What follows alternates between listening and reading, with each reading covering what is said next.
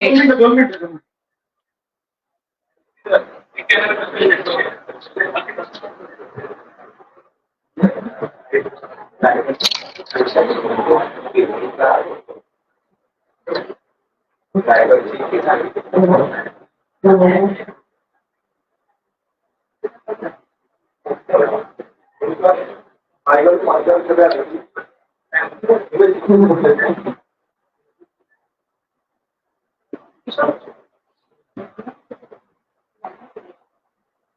Link पाठवली का?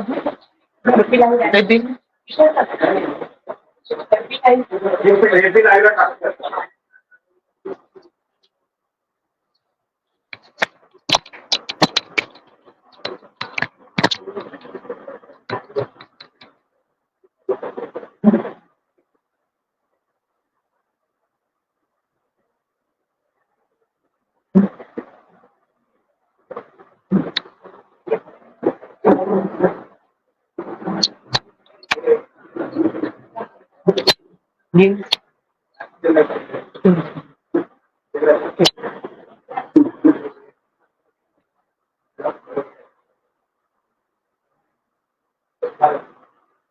सुरुवात करू. सुरुवात. सर्वप्रथम आजच्या या जागतिक पर्यावरण दिनानिमित्त आपल्या सगळ्यांना हार्दिक शुभेच्छा देते आणि आपल्या दुसऱ्या माईक नकोय ना, सुरू करू. सगळ्यांना शुभेच्छा देते आणि आजच्या आपल्या या दुसऱ्या सत्राला आपण प्रारंभ करूया.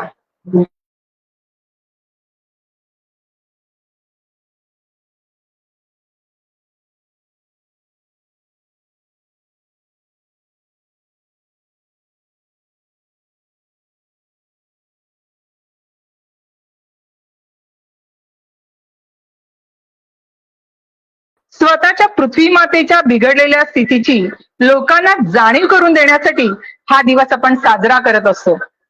हा दिवस लोकांना पर्यावरणाच्या दृष्टीने पृथ्वीच्या विद्यमान परिस्थितीबद्दल अधिक विचारशील जागरूक राहण्यासाठी सन्मानपत्र म्हणून देखील आपण हा दिवस साजरा करत असतो.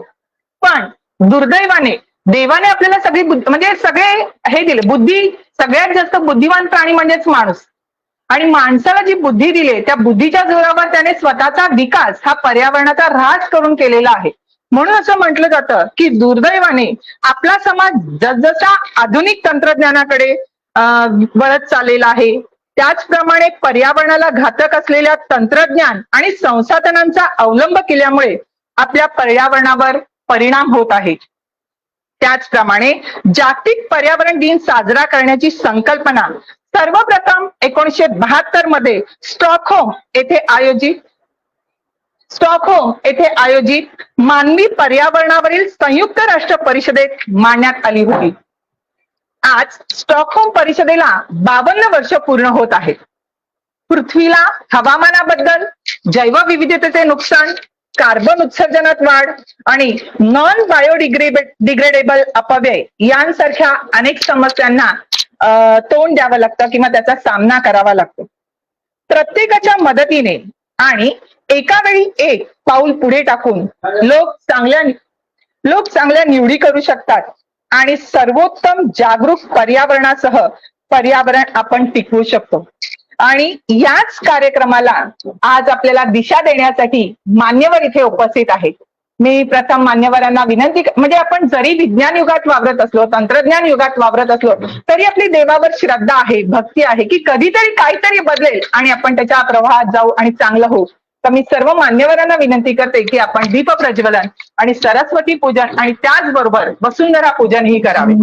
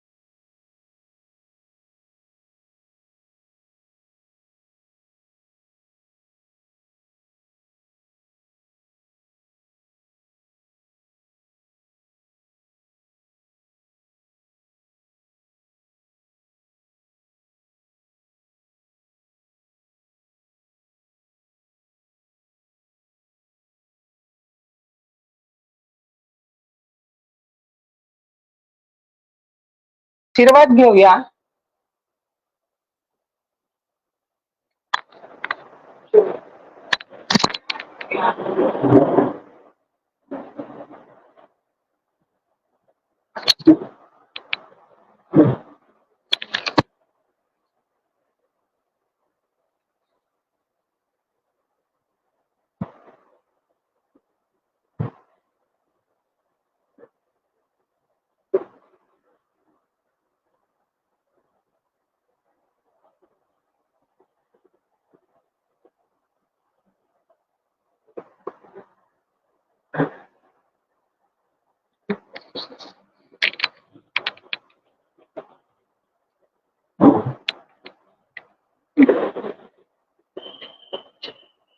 धन्यवाद सर.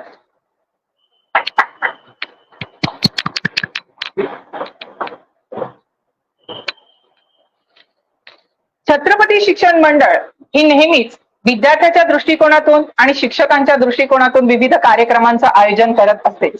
विद्यार्थ्यांसाठी आपण म्हणाल तर त्यांची वक्तृत्व स्पर्धा असेल, निबंध स्पर्धा असेल, पण विद्यार्थ्यांबरोबरच शिक्षकांना कसं पुढे जाता येईल त्यामुळे शिक्षकांसाठीही एक वक्तृत्व स्पर्धा, निबंध स्पर्धा आपण आयोजित करत असतो, म्हणजे संस्था आयोजित करत असते. दरवर्षी आम्ही संस्था आमच्या विद्यार्थ्यांसाठी किंवा त्यांना वैज्ञानिक दृष्टिकोन जागृत होण्यासाठी आम्ही विज्ञान प्रश्नमंजुषा हा कार्यक्रम घेत असतो. पण या वर्षापासून एक नवीन संकल्पना म्हणून आपले विद्यार्थी कसे वैज्ञानिक बनू शकतील या दृष्टिकोनातून आम्हाला ज्यांनी मार्गदर्शन केलेलं आहे असे जोशी सर आपल्यात आहेतच, की ते नेहमीच आम्हाला प्रोत्साहन देत असतात. आणि आता थोड्याच वेळात आमचे रेवगडे सर पण येतील, की ज्यांनी आम्हाला खुश केलं की नाही विद्यार्थ्यांमध्ये असं म्हणतो ना, जे दिसते ते असेच कार्य उलगडण्याला शिका, ही एक काव्यपंक्ती घेऊन आपण विद्यार्थ्यांना घडवण्याचा प्रयत्न करत असतो. म्हणून आजच्या या कार्यक्रमाचा उद्देश काय आहे, कशासाठी आपण हा कार्यक्रम आयोजित केलाय याची प्रस्तावना करण्याची विनंती मी विनंती डॉक्टर जोशी सरांना.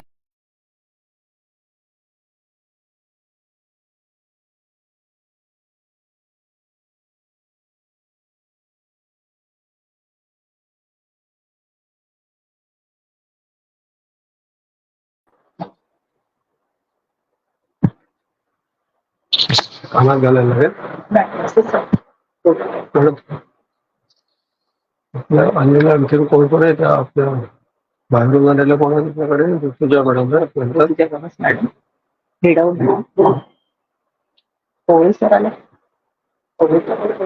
आहेत ठीक आहे.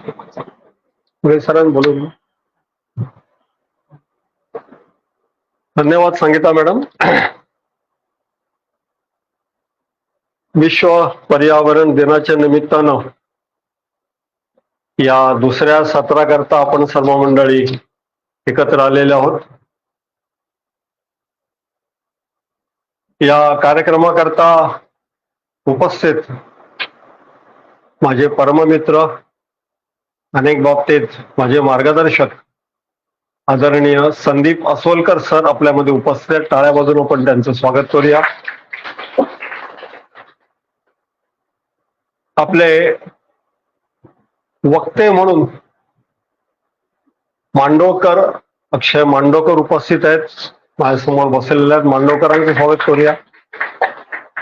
पर्यावरण विषयामध्ये, विशेषतः बायोडायव्हर्सिटी या विषयामध्ये कोकण परिसरामध्ये अत्यंत ज्याला पायाभूत काम असं म्हणता येईल असं काम मांडवकरांनी केलेलं आहे. त्यांच्या बोलण्यातून आपल्याला ते नंतर कळेलच.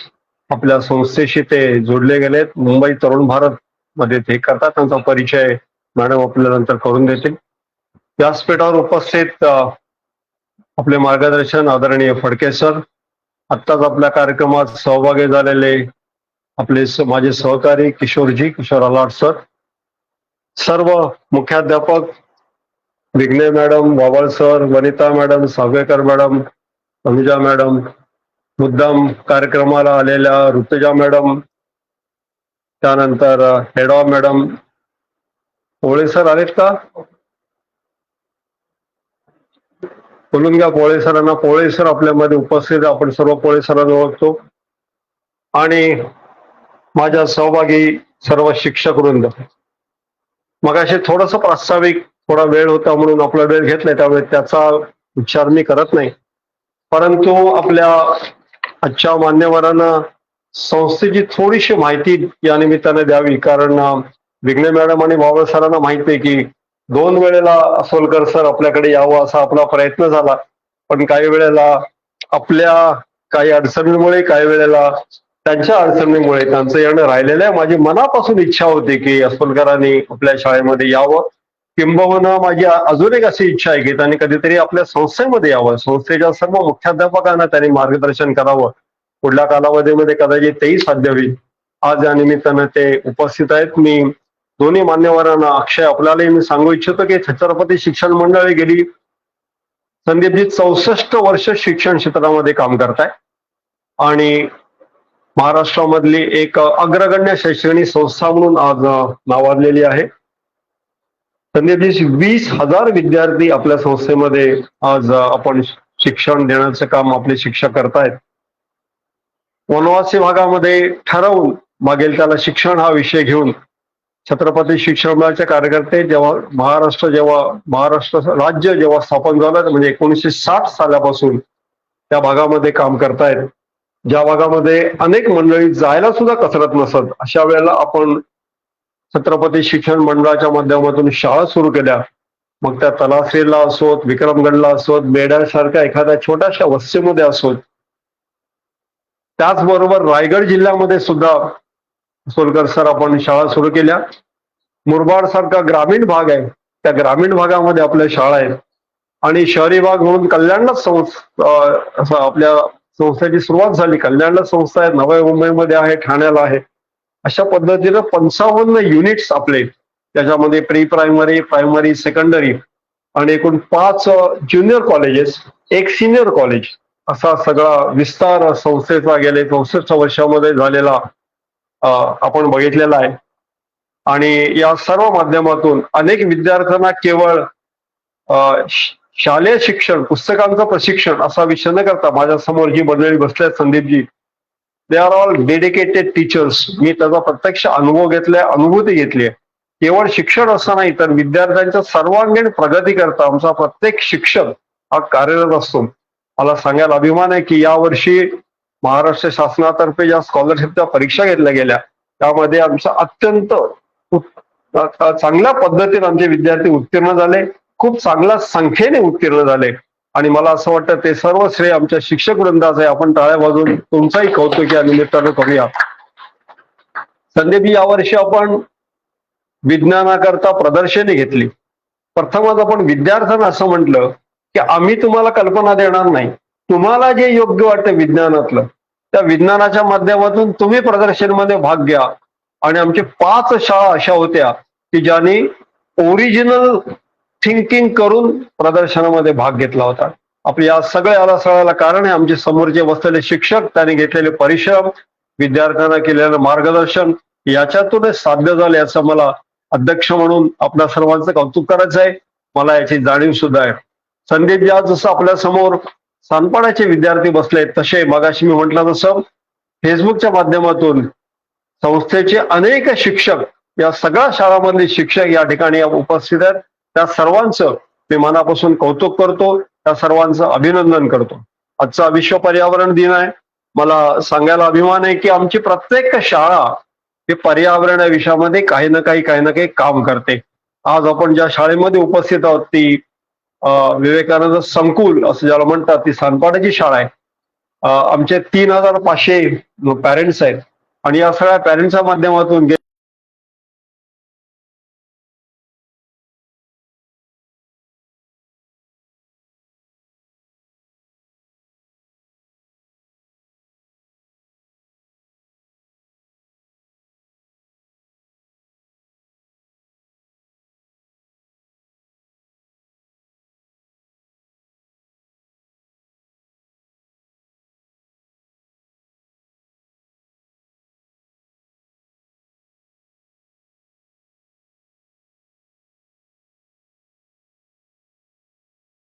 आज आपण शासनाच्या माध्यमातून आज सुरू झाले. पण आमचे शिक्षक आपले वावळ सर तलासरीला होते. आमचे शिक्षक वनवासी भागामधले जे वनस्पती आहे त्या वनस्पतीचा उपयोग करून इन्सेक्टिसाइड, पेस्टिसाइड कसं तयार करायचं याचं मार्गदर्शन शिक्षकांना देतात आणि आपल्या त्या शेतकऱ्याला एक चांगली दिशा देण्याचं काम करतात. पाणी अडवणं, पाणी जिरवणं हा विषय तर अनेक शिक्षक करतात. आणि मी गेल्या वेळेला रायगड जिल्ह्यात गेलो होतो, गेल्या वेळेला पालघर जिल्ह्यात गेलो होतो. शिक्षकांशी आणि समाजाशी संदीपजी माझं बोलणं झालं आणि त्याचा प्रत्यक्ष फायदा या पाणी जिरवण्याचा तिथल्या शेतकऱ्यांना होतोय हे मी अनुभवलंय. त्यामुळे परत तुमच्यासाठी मला टाळ्या वाजवायचे, जरा टाळ्या वाजवायचं काम तुम्ही केलेलं आहे पर्यावरणामध्ये.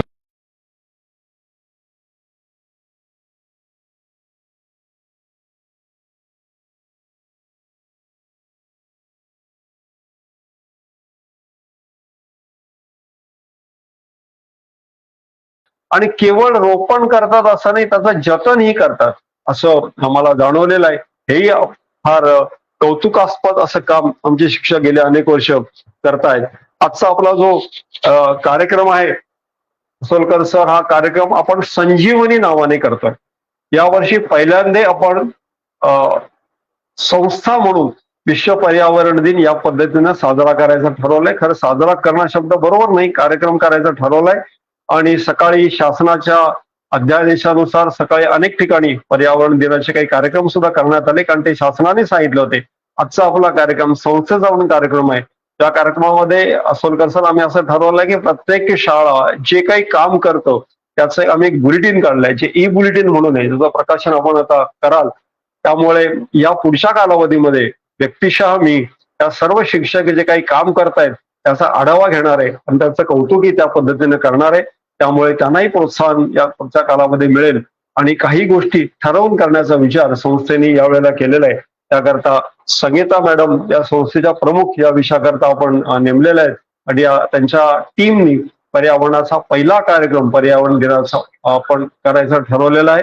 आपल्यामध्ये आपले रेवगडे सर उपस्थित होतील एक अर्ध्या तासामध्ये. रेवगडे सरांनी या सगळ्या कार्यक्रमाकरता उत्तम मार्गदर्शन आणि प्रत्यक्ष सहभाग अनेक शिक्षकांनी या भागाशी जोडलं आणि माझ्या काही शिक्षकांबरोबर प्रत्यक्ष ऑनलाईनच्या माध्यमातून मी त्यांच्याशी बोललो, काय करता येईल हे त्यांचा हे घेतलं आणि आपण 15 तारखेला जशी शाळा सुरू होईल तसा प्रवास करून रायगड जिल्ह्यात, पालघर जिल्ह्यामध्ये प्रत्यक्ष आणखीन काय करता येईल याचा आढावा मी आणि फडके सर आम्ही पुढच्या कालावधीमध्ये घेणार आहोत. आपलं स्वागत करत असताना संस्थेची मला वाटतं दिलेली एवढी माहिती आता पुरेशी आहे. आपण आलेला आहात, आपल्या संबंध कार्याचं तुम्ही आमच्या शिक्षकांना जरूर सांगा, पण त्याचबरोबर शिक्षकांनी या सगळ्या प्रयोगामध्ये अधिक काय करता येईल असे मार्गदर्शन आपल्याकडनं आम्हाला मिळावं अशी अपेक्षा करतो. मांडवकर सर जे बायोडायव्हर्सिटीमध्ये काम करतायत त्याचंही मार्गदर्शन आपल्याला मिळेल. अनेक शिक्षक आपले जे ग्रामीण भागात काम करतात ते मांडवकर सरांबरोबर स्वतःला त्या कामामध्ये जॉईन करून घेऊ इच्छितात आणि त्या कामाचा आपल्या संस्थेच्या सगळ्या पर्यावरणच्या कामाकरता सुद्धा त्यांचं मार्गदर्शन आपल्याला मिळेल अशी मला खात्री आहे. आपण आलात त्याबद्दल आपलं स्वागत करतो आणि मी रजा घेतो. धन्यवाद.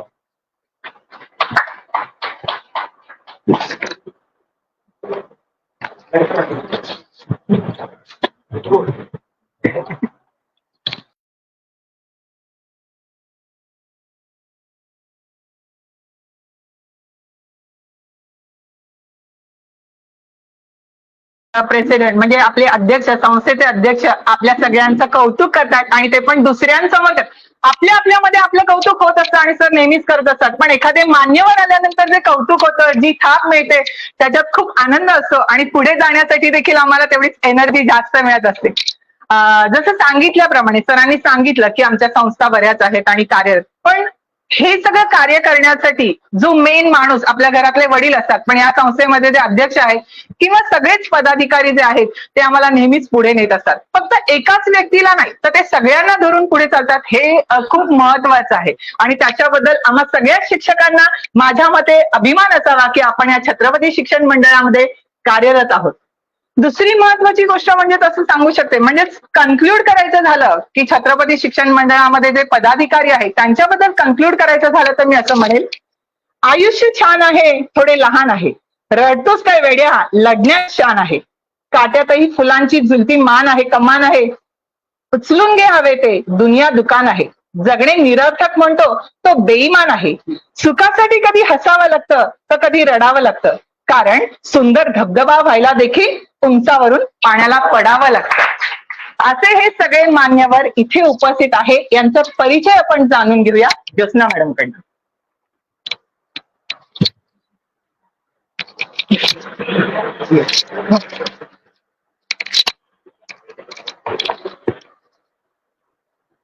नमस्कार. पर्यावरणाचं संवर्धन करणं, पर्यावरणाचं महत्व जनमानसामध्ये कशा प्रकारे रुजवलं जाईल या दृष्टिकोनातून विचार करणं आणि एकंदरच पर्यावरण पोषक वातावरण निर्माण करणं या दृष्टिकोनातून 5 जून हा जागतिक पर्यावरण दिन आपण साजरा करत असतो. आज या पर्यावरण दिनानिमित्त संजीवनी एक जाणीव उद्याची या कार्यक्रमाअंतर्गत आपल्याकडे काही वक्ते निमंत्रित केलेले आहे. त्यांचा परिचय मी आपणास करून देणार आहे. आपल्यामध्ये आज उपस्थित आहे माननीय डॉक्टर नंदकिशोर जोशी सर. सरांचं शिक्षण MSc मायक्रोबायोलॉजी झालेलं आहे. बायोटेक्नॉलॉजी या विषयांतर्गत वेस्ट वॉटर ट्रीटमेंट या विषयात ते डॉक्टरेट आहेत. पद्मजा एरोबायोलॉजिक्सचे ते डायरेक्टर आहेत. KJ सोमय्या कॉलेजमध्ये 18 वर्ष प्राध्यापक म्हणून काम केले आहे. सध्या ICT मध्ये को गाईड म्हणून कार्यरत आहेत. या क्षेत्रातील ज्ञानाचा फायदा पुढच्या पिढीला होण्याच्या दृष्टिकोनातून ग्लोबल वॉर्मिंग या विषयावर प्रकाशित झालेल्या पुस्तकाचे सहलेखक आणि ठाणे शहरातील वाहतूक व त्याचा शहरावर होणारा परिणाम या पुस्तकासाठी सरांनी लेखन केलेलं आहे. सामाजिक बांधिलकी जपण्याच्या उद्देशाने ठाणे क्रीक वेस्ट मॅनेजमेंट असोसिएशनचे डायरेक्टर, त्याचप्रमाणे TJSB बँकेचे माजी संचालक, महाराष्ट्र प्रदूषण नियंत्रक मंडळाचे माजी सदस्य, रोटरी क्लब ऑफ नवी मुंबईचे माजी अध्यक्ष आणि विज्ञान भारती नवी मुंबईचे सर प्रमुख आहेत. तसेच छत्रपती शिक्षण मंडळ कल्याण या संस्थेचे अध्यक्ष म्हणून सर कार्यरत आहेत. आणि आत्ताच मगाशी मॅडम पण बोलल्या की आम्हा सर्व शिक्षकांना मार्गदर्शन करतात आणि आम्हा शिक्षकांच्या पाठीवर कौतुकाची थाप सरांची नेहमी असते आणि त्यामुळेच आम्ही पुढे जात असतो आणि आम्हाला नवीन काम करण्याचा उत्साह मिळत असतो. मी सगळ्यांना टाळ्या वाजवून त्यांचं कौतुक करण्याची विनंती करते आणि आपल्या शाळेचे संकुल प्रमुख माननीय श्री वाव्हळ सर यांना विनंती करते की त्यांनी सरांना शाल श्री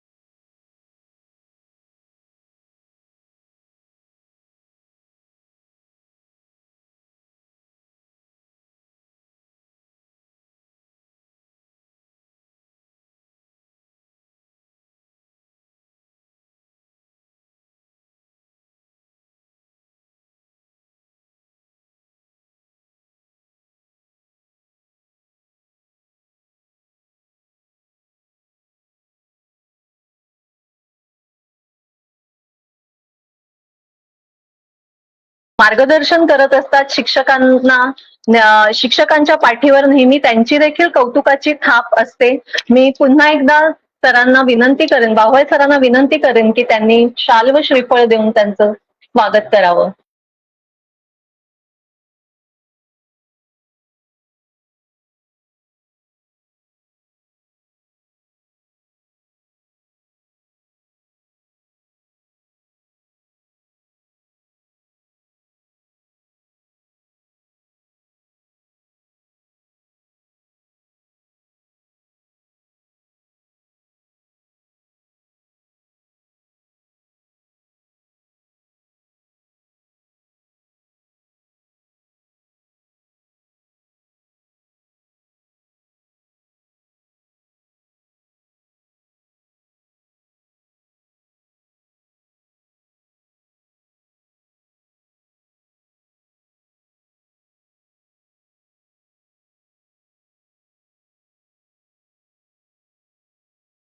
सरांची स्वतःची company SFC environmental technologies private limited 2005 मध्ये देश आणि त्यातील नद्या प्रदूषण मुक्त करण्यासाठी सांडपाणी प्रक्रिया क्षेत्रातील सर्वात मोठी तंत्रज्ञान कंपनी आहे.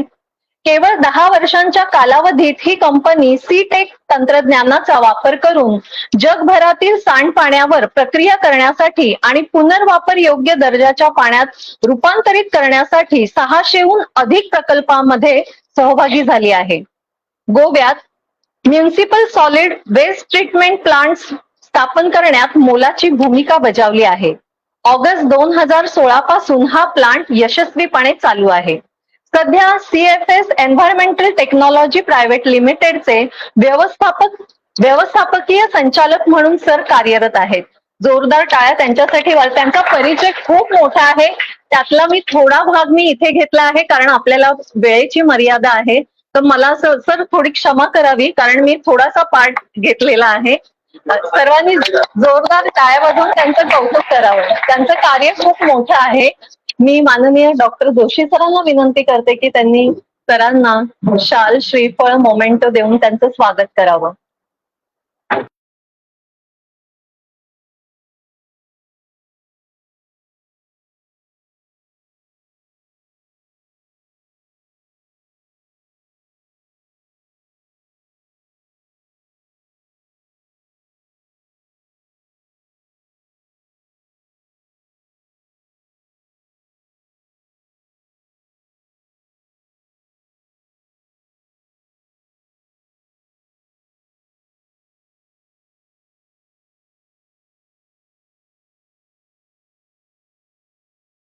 सुरेश मांडवकर सर, दैनिक मुंबई तरुण भारत या वृत्तपत्रात वरिष्ठ पर्यावरण प्रतिनिधी या पदावर कार्यरत आहेत. गेल्या 8 वर्षापासून पर्यावरण पत्रकारिता क्षेत्रात देखील कार्यरत आहेत. तसेच पर्यावरण व वन्यजीव क्षेत्राची आवड असल्याने त्या संबंधीच्या वृत्तांकनामध्ये सरांना विशेष रस आहे. महाराष्ट्रातील महत्वाच्या वन्यजीव संवर्धन आणि संशोधन कार्यात सहभाग आहे. महाराष्ट्रातील दुर्लक्षित वन्यजीव प्रजाती आणि त्यांच्या अधिवासासंदर्भात माहिती देणाऱ्या स्पीसीज अँड हॅबिटॅट्स अवेअरनेस प्रोग्राम या मराठी भाषेतील पहिल्या व्हिडिओ मालिकेचे दिग्दर्शन सरांनी केलेले आहे. वन्यजीव जनजागृतीसाठी व्हिडिओ स्वरूपातील मजकूर निर्मितीमध्ये सरांची वाटचाल सुरू आहे. सागरी संरक्षित क्षेत्र घोषित करण्यासाठी सर पुढाकार घेत आहेत. सरांचं देखील जोरदार टाळ्या वाजवून आपण कौतुक करू.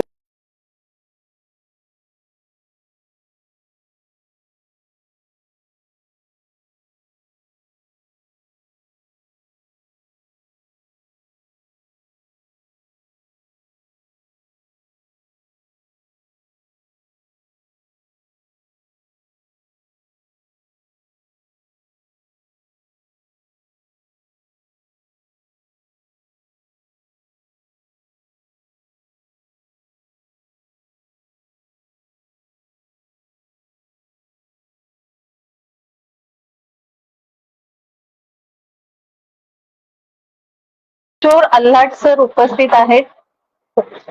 सरांचे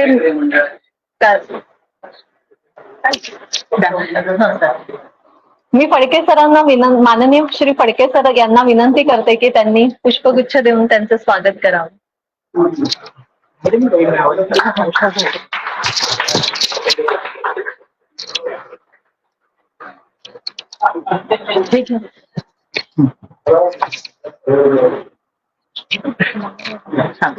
धन्यवाद मॅडम. हे तर तुम्ही सगळे वरिष्ठ आम्हाला मार्गदर्शन करण्यासाठी इथे उपस्थित आहेत. आपलं तर स्वागत झालंच, पण हा कार्यक्रम करण्यामागे, यशस्वी करण्यामागे बऱ्याच जणांचा हात आहे. त्यांचंही या ठिकाणी कौतुक करणार आहोत. जे आम्ही ई-बुलेटिन तयार केलेले आहेत त्याचं मुखपृष्ठ जे आमच्या शाळेतले छत्रपती शिक्षण मंडळातले नूतन विद्यालय कर्णिक येथले पवळे सर जे आहेत त्यांनी ते केलेले आहेत. त्यामुळे त्यांचंही पुष्प देऊन या ठिकाणी सत्कार करणार आहोत. मी जोशी सरांना विनंती करते की त्यांचाही आपण सत्कार करू. पवळे सर. ओके. बरेच पारितोषिक ते घेत असतात विद्यार्थ्यांना.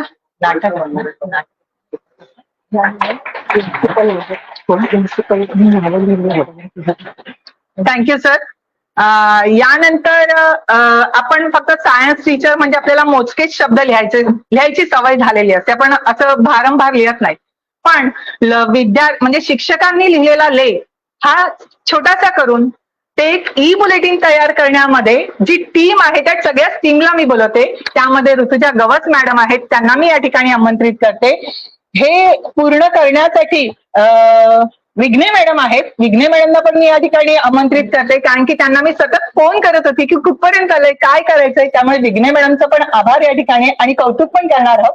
त्यामुळे या मॅडम, नंतर नायर मॅडम आहेत, म्हणजे चांदपाडा संकुल मधले सगळेच ज्यांनी आम्हाला मदत केली आहे त्या सगळ्यांचंच या ठिकाणी कौतुक आहे. पण ऍज अ फॉर्मॅलिटी बाबळ सर कुठे गेले तर या सगळ्यांचं नाही नाव जर चुकून नाव राहिलं असेल तर सॉरी. आपलंच कौतुक आपलीच माणसं करतात ह्याच्यातच खूप समाधान असतं. वावळ सर, मॅडम,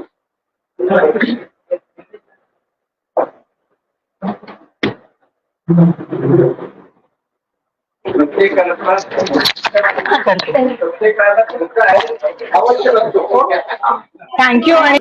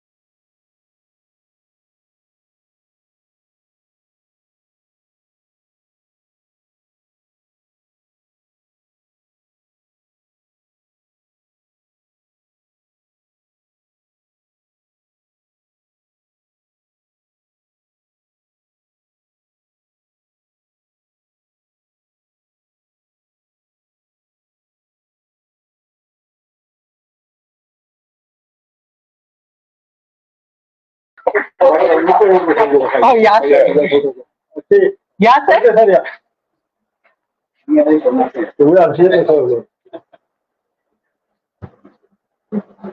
असंच पाठबळ आमच्या पाठीशी असू दे एवढीच नम्र विनंती. तिकडे बघा.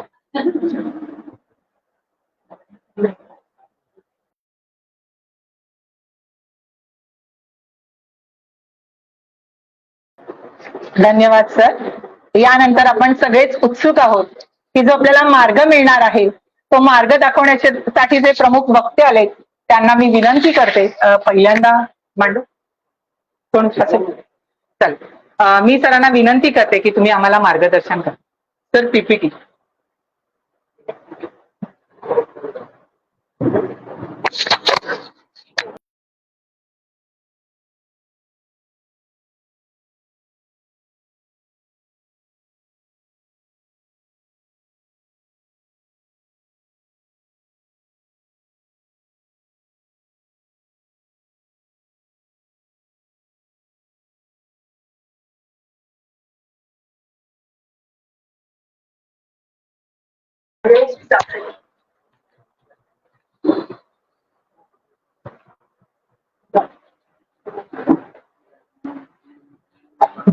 पडदे पण जरा बंद करून आणि दिवे पण घाला.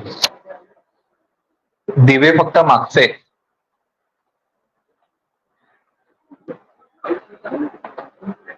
थोडीच बंद.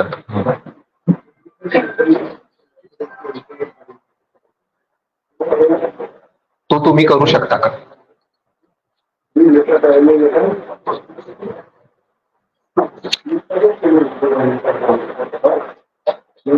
हा देखील दिवा, हा असू दे, तो घाल. नाही, ऑन केला. हा पण बंद कर. बस.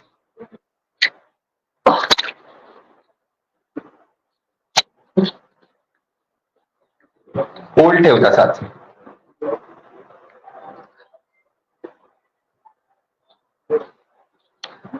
तर नमस्कार, माझं नाव अक्षय मांडवकर आहे. जोशी सरांनी ज्यावेळेस गेल्या आठवड्यात जोशी सर ऑफिसला आले होते आणि जोशी सरांनी विचारलं ज्यावेळेस की असं असं काहीतरी आहे. खरं तर गवस मॅडमच्या गावातच काम करतोय सध्या जास्त मी. तर गवस मॅडमच्याच गावात म्हणजे दोडामार्गमध्ये काही कार्यक्रमानिमित्त होतो. आणि पुढे माझी एक मैत्रीण आहे जी हॉर्नबिल धनेश हा जो पक्षी आहे त्याच्यावरती पीएचडीचं काम करते. सो तिला सहकार्य म्हणून मी 10 तारखेपर्यंत तिच्यासोबत असणार होतो. पण जोशी सरांनी ज्यावेळेस सांगितलं की शिक्षकांसमोर बोलायचंय, प्लॅन कॅन्सल. 2 तारखेला कार्यक्रम आवरला, 3 तारखेला गाडीत बसलो, 4 तारखेला पोहोचलो, 5 तारखेला तुमच्या समोर आहे. कारण शिक्षक हे माझ्या आयुष्यात खूप मोठं पद आहे किंवा माझ्या आयुष्याला देवाने किंवा निसर्गाने दिलेली देणगी आहे का अर्थी. म्हणजे मी नेहमी म्हणतो की माझ्या आई वडिलांचं माझ्या आयुष्यात जेवढं स्थान नाहीये तेवढं माझ्या शिक्षक मंडळींचं आहे सगळं. कारण का त्यांनी माझ्यावर त्या काळात खूप संस्कार केले, ज्या काळात ती करण्याची गरज होती ते दोन्ही बाजूने असतील. निसर्गाचे देखील त्यांनी संस्कार केलेत म्हणून आज मी तुमच्या समोर उभा आहे. आणि माणूस म्हणून कसं असावं त्याच्यामुळे शिक्षकांचं माझ्या आयुष्यात खूप महत्व आहे. आणि मी काही वक्ता वगैरे नाही, मी तुमचाच विद्यार्थी आहे, याच नात्याने मी विद्यार्थी म्हणूनच तुमच्या समोर आज उभा आहे. तर जेव्हा सर आले आणि जेव्हा सरांनी सांगितलं की शिक्षकांशी बोलायचंय त्यावेळेस कोणता विषय आपण बोलावा याच्याविषयी एक थोडीशी चर्चा झाली. आणि सरांचं थोडंसं म्हणणं होतं की इरोजन म्हणजे धूप, मातीची धूप किंवा जमिनीची धूप या विषयावर तू थोडंसं बोल. तर त्या विषयातले काही केस स्टडीज म्हणजे मी रिपोर्टिंग करण्याच्या निमित्ताने माझ्या समोर आलेले काही केस स्टडीज, मातीची धूप किंवा जमिनीची धूप या अनुषंगाने काही आलेल्या केस स्टडीज मी तुमच्या समोर मांडणार आहे. ते माझे काही त्याच्यातले काही ऑब्झर्वेशन माझे आहेत आणि काही संशोधकांचे आहेत, पण ते तुमच्या समोर मांडणं मला गरजेचं वाटतं कारण का ते तुम्ही अधिकाधिक लोकांपर्यंत किंवा मुलांपर्यंत पोहोचू शकता. तर आपण आज नवी मुंबईत आहोत आणि नवी मुंबई हे किनारी शहर आहे. तर त्याच पट्ट्यातले म्हणजे किनारी भागातलेच काही केस स्टडीज आहेत, जमिनीची धूप किंवा मातीची धूप या संदर्भातल्या मी तुमच्या समोर मांडणार आहे.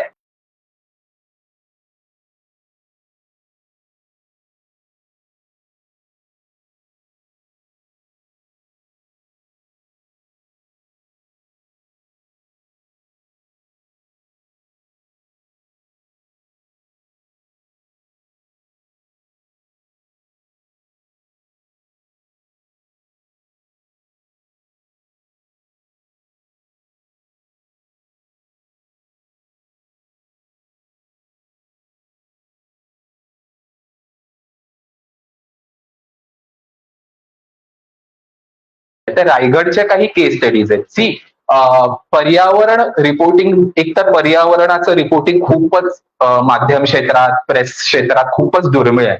म्हणजे अगदी हाताच्या बोटावर मोजण्या इतकीच मंडळी आम्ही प्रेस रिपोर्टर्स आहोत जे पर्यावरण कव्हर करतो. फुल टाइम तर मी म्हणजे तुम्ही कुठेही बाहेर चौकशी करू शकता, फक्त मुंबई तरुण भारत किंवा महाएमटीबी आमचं हे एकमेव दैनिक आहे की जिथे फुल टाइम पर्यावरण पत्रकार किंवा फुल टाइम पर्यावरण रिपोर्टर आहे. बाकी कुठेही कोणत्याही माध्यमात अगदी टाइम्स ऑफ इंडिया सकट किंवा एबीपी माझा सकट कुठेही तुम्हाला फुल टाइम एन्व्हायरमेंट रिपोर्टर सापडणार नाही. तुला आवडतंय तर पॉलिटिक्स करून हे करायचं तर कर, नाही केलंच तरी चालेल. अशा पद्धतीची एक धारणा आमच्या माध्यम क्षेत्रात असताना मुंबई तरुण भारत हे सगळं करते आणि ही सगळी संधी निर्माण करून देते. तर पहिली केस स्टडी आहे देवघर. म्हणजे तुम्हाला हरिहरेश्वर हे माहिती असेल सगळ्यांना, रायगड मधलं हरिहरेश्वर.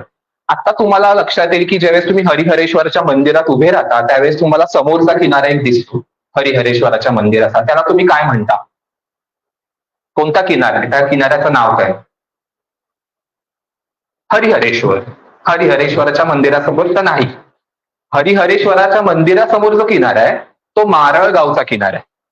आणि हरिहरेश्वर पासून ज्यावेळेस तुम्ही टुवर्ड्स बाणकोटच्या दिशेने ज्यावेळेस जाता त्यावेळेस एक देवघर नावाचं छोटंसं गाव लागतं. तेव्हा जो देवघरचा किनारा आहे तो हरेश्वरचा किनारा आहे. तो मुख्य किनारा हरेश्वरचा मुख्य किनारा.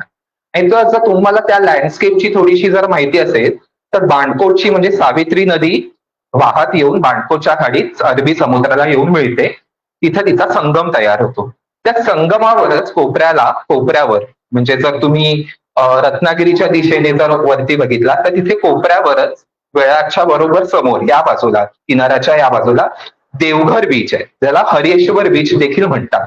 आता हरेश्वर बीच 2002 मध्ये कसा होता आणि 2015 पर्यंत त्याची कशी धूप होत गेली याच्यावर अभ्यास करण्याचं काम सृष्टी कॉन्झर्वेशन फाउंडेशन पुण्याची एक संस्था आहे, डॉक्टर दीपक आपटे त्याचे अध्यक्ष आहेत, त्यांनी केलं. मी देवघरची ही जर एक PDF ऑन कर, खाली ये, खाली.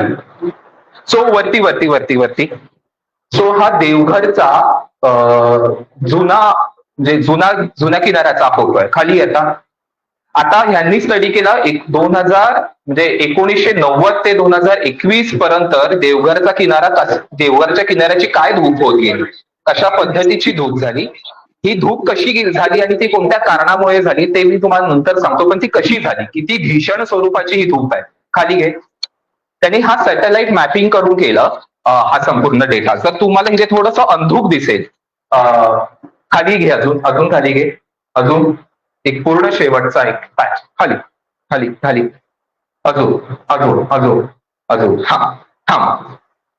सो तुम्हाला हा 2002चा फोटो आहे आणि 2005चा फोटो आहे. 2002 मध्ये एक केशरी रंगाची एक रांग दिसते. तर हा बीच हा पूर्ण किनारे इथपर्यंत होता, एवढं तुम्हाला दिसतंय.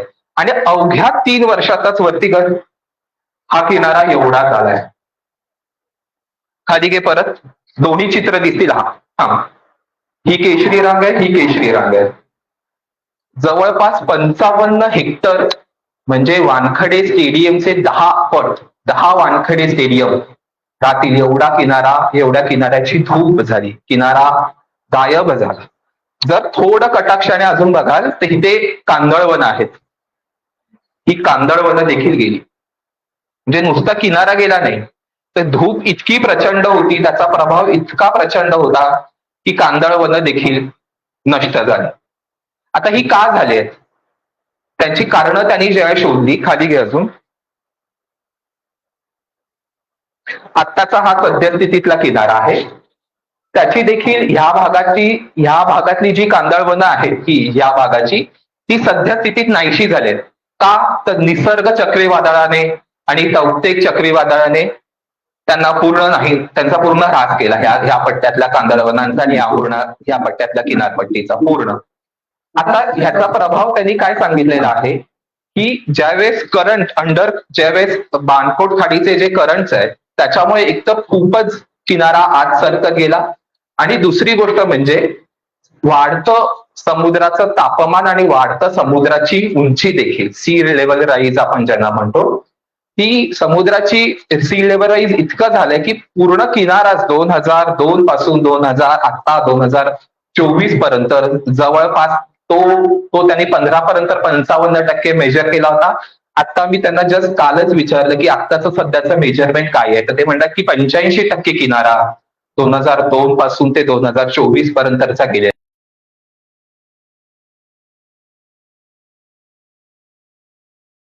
म्हणजे 90s मध्ये 90च्या साली हा किनारा उत्तर पूर्व होता, उत्तर दक्षिण होता. म्हणजे महाराष्ट्रातला एकमेव असा किनारा होता की जो उत्तर आणि दक्षिणेकडे होता. आपले सगळे किनारे हे पूर्व पश्चिम आहेत सगळे. हा एकमेव असा किनारा होता की जो उत्तर दक्षिण आहे. आणि आता सध्या या किनाऱ्याची कम्प्लिटली स्थिती धूप आणि ह्याच्यामुळे पुन्हा पूर्व पश्चिमाची झालेली. आणि ह्याच्यासाठी देखील महत्वाचं आहे की ह्या किनाऱ्यावर कासवांची अंडी म्हणजे कासवांच्या माद्या ह्या अंडी घालण्यासाठी येतात. तर त्याचा परिणाम देखील असा आता होतोय की गेल्या कित्येक वर्षात कांदळवनांमध्ये आता माद्या अंडी घालायला जात आहे, कारण का किनाराच उरत नाहीये. ज्यावेळेस भरतीचं पाणी पूर्ण साधारण कासवांच्या माद्या केव्हा अंडी घालायला येतात? जेव्हा पूर्ण भरती असते त्यावेळेस त्या किनाऱ्यावर अंडी घालायला येतात. आणि पूर्ण किनाराच मोठ्या भरतीमध्ये पूर्ण किनारा जात असल्यामुळे अगदी कांदळवनांच्या ह्या पट्ट्याला इथपर्यंत कांदळवनांच्या पट्ट्याला पाणी लागत असल्यामुळे भरतीचं पूर्ण माद्यांना जागाच उरत नाहीये. माद्या तिथल्या अंडी घालायला येणाऱ्या माद्या ह्या सगळ्या आतमध्ये कांदळवनांमध्ये जातात. या वर्षीची परिस्थिती अशी होती की गेल्या वर्षीपर्यंत त्यांना साधारण 8 ते 9 कासवांची अंडी मिळायची. यावेळेस त्यांना 25 कासवांची अंडी मिळाली, 25 घरटी मिळाली कासवांची. आणि एका पॉईंट नंतर म्हणजे 15 घरटी झाल्यानंतर त्यांच्याकडे जागा अंडी हलवली जातात. कोल्ह्या कुत्र्याने ती अंडी खाऊ नये म्हणून तिथले कासव मित्र आपण वन विभागाच्या मदतीने अपॉइंट केलेले कासव मित्र तिथली अंडी शिफ्ट करतात. तर त्यांच्यासमोर असा प्रश्न निर्माण झाला होता की अरे आता कांदळवनांमध्ये जातात तर आम्ही आता कुठे ह्यांची अंडी शिफ्ट करू. सो अशा पद्धतीचा खूप प्रभाव ज्यावेळेस त्यांनी हा केस स्टडी आमच्याकडे आणला आणि सांगितलं की रिपोर्टिंग कर, त्यावेळेस खरी परिस्थिती जाणून घेण्यासाठी तिकडे गेलो होतो. पण म्हणजे तुम्हाला तिथे गेल्यानंतर अंदमानचा फील येतो. कारण जमिनीची धूप आणखी किनाऱ्याची धूप इतकी झाली आहे की कांदळवनांची जवळपास म्हणजे इतकी मुळं ह्या खोली एवढीच्या उंची एवढी मुळं अशी उघडी पडलेली दिसतात आणि सगळी कांदळवनं अशी उघडी बोडकी झालेली तिथे दिसतात. कारण का जमिनीची आणि किनाऱ्याची धूप इतकी झालेली आहे तिथे. फोटो काढायला किंवा डोळ्यांना ते नेत्रसुख वाटतं, पण त्याच्यातली परिस्थिती खरंच खूप गंभीर आहे. त्याच्या संदर्भातला एक छोटासा व्हिडिओ आहे की त्याची कशी धूप झाली ते आपण पाहूया. तो छोटासा व्हिडिओ हा स्पीकर कुठे आहे?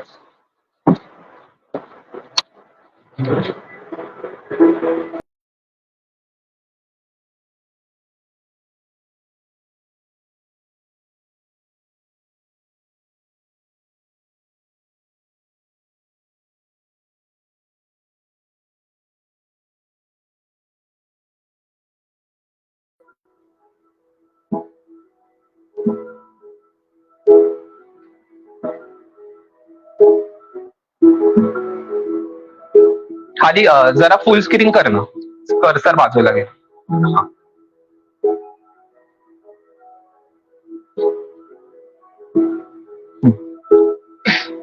सो त्याने सॅटेलाइट मॅपिंग करून कसा किनारा बदललेला आहे त्याचे सगळे इमेजेस आहेत. लँड कसं वाढत गेलेला आहे, बेसिकली लँड सरफेस कसा कमी होत,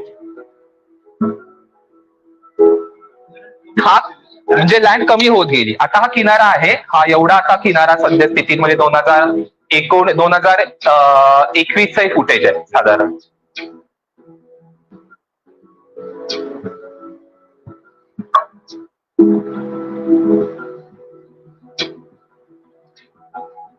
एवढा किनारा लाल रेषेपासून तेवढा आणि सध्या आता इतकं आहे.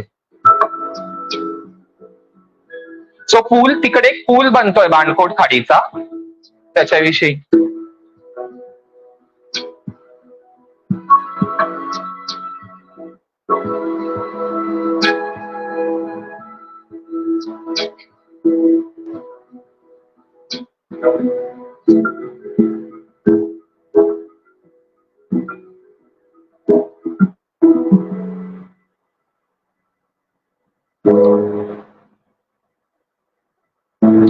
तर तिकडे आता एक पूल पण बनतोय. त्या पुलाचे खांब जेव्हापासून आले त्यावेळेस पाण्याचे करंट्स थोडेसे बदलल्यासारखे तिथले स्थानिक मंडळी मला सांगत होती की पाण्याचे करंट्स थोडेसे पुलाचे खांब आल्यानंतर म्हणजे पूल अर्धवट आहे तिथला. म्हणजे पूल 2008 साली वगैरे बांधायला घेतला, तो आजही अर्धवट अवस्थेत आहे. पुलाचे केवळ त्या बाणकोट खाडीत खांब तुम्हाला दिसतात, पण जेव्हापासून ते खांब आलेत तेव्हापासून पाण्याचा करंट बदललेला दिसतोय. अशीच परिस्थिती ज्यावेळेस तुम्ही दाभोळ खाडीत जाता, दाभोळ खाडी म्हणजे वाशिष्ठी जेव्हा तिथे बाहेर पडते अरबी समुद्रात, तेव्हा दाभोळ बीच आहे. तर यावेळेस देखील मी ज्यावेळेस तिथे हॅचरी तयार करायला गेलो होतो, कासवांसाठी बांधतो त्यावेळेस हॅचरी, त्यावेळेस मला अगदी पाणी दिसत होतं समोर. आणि आता मी जवळपास गेल्या वर्षी मी गेलो होतो, वर्षभरानंतर गेल्यानंतर पूर्ण साधारण 3 किलोमीटर पर्यंत किनाऱ्यावर वाळू भरली. म्हणजे उलटा प्रभाव देखील दिसतोय काही बीचवर, की काही बीच वाढलेले देखील दिसतात. मोठ्या प्रमाणात वाळू भरून बीचचा आकार खूप मोठा वाढलाय. अशी देखील एक खाडी मागे गेले, खाडीचा प्रवाह अधिक मागे गेला आणि वाळू भरले. हे दाभोळ बीचला आम्हाला प्रामुख्याने दिसलं. दाभोळ बीचला मी याच्यासाठी गेलो होतो कारण का मी एका कासवाच्या मादीला सॅटेलाइट टॅगिंग केलं होतं. तिच्या पाठीवर सॅटेलाइट टॅगिंग करून आम्ही तिला वेळास मधून सोडलं होतं. तर ती मादी पाकिस्तानात जाऊन खाली केरळात जाऊन परत पुन्हा अंडी घालण्यासाठी दुसऱ्या खेपेला अंडी घालण्यासाठी ती दाभोळ बीचला उतरली होती. सो तिला आम्ही ट्रॅक करण्यासाठी ज्यावेळेस दाभोळ बीचला गेलो आता त्यावेळेस हे सगळं आमच्या लक्षात आलं की हा बीचच काही बीचचा प्रोफाईलच बदललेला दिसतोय. की आपण पूर्वी ज्यावेळेस आलो होतो त्यावेळेस बीच असा नव्हता आणि आता खूपच वेगळा दिसतोय. दुसरं एक केस स्टडी आहे जी आपण नवी मुंबईत बसलोय. मला सरांनी सांगितलं की त्याच्याविषयी जरा बोल म्हणून. ती दुसरी केस स्टडी आहे फ्लेमिंगो आणि मड फ्लॅट्स, दलदलीची जमीन. फ्लेमिंगो आपली नवी मुंबई म्हणजे आपण फ्लेमिंगोची नगरी असं म्हणतो. तुम्हाला फ्लेमिंगोच्या नगरीचा मान मिळालेला आहे नवी मुंबईला. तर दुसरी केस स्टडी आहे फ्लेमिंगोची. मी व्हिडिओ आधी दाखवू की नंतर दाखवू थोडासा मी कन्फ्युज्ड आहे, पण थोडासा मी बॅकग्राऊंड सांगतो तिचा ह्या केस स्टडीचा. आपल्याला हवीत, पण आपल्याला कांदळवनं कोणत्या जमिनीवर हवीत, कोणत्या लँडस्केपवर हवीत हे देखील शास्त्रीय दृष्ट्या तितकंच त्याचा देखील अभ्यास होणं किंवा ते देखील त्याचे देखील ग्रोथ शास्त्रीय दृष्ट्या त्याच लँडवर होणं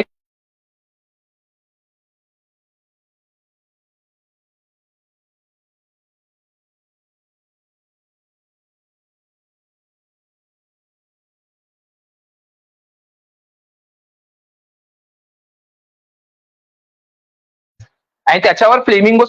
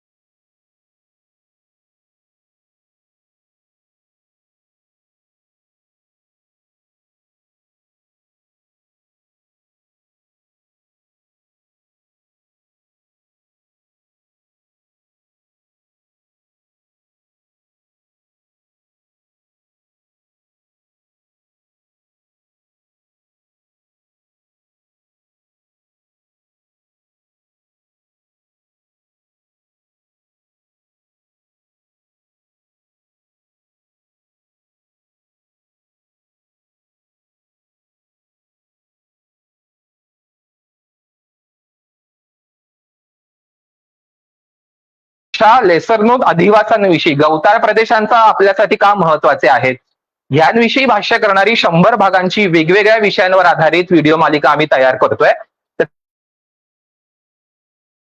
युट्यूब चॅनल आहे तिथं प्रकाशित आहेत.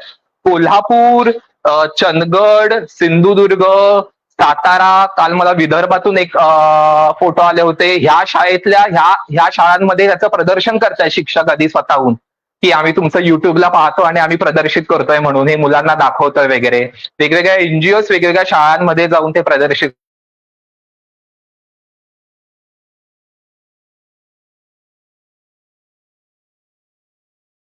केले. तर तिथपर्यंत ती पोहोचते याचं आहे म्हणजे याचं समाधान देखील आहे. तुम्ही आता पाहाल त्यावेळेस तुम्हाला याची क्वालिटी किंवा त्याच्यातून आम्ही काय सांगू इच्छितो हे देखील समजेल. आणि मग ही केस स्टडीज का महत्वाची आहे तेही देखील तुम्हाला मी सांगेन. आपण हे बघूया. हा दिवा फक्त घालवाय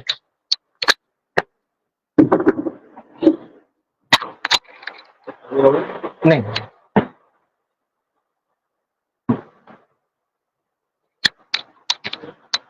फ्लेमिंगो ही कॉपी केलेली लाव बाहेर. हा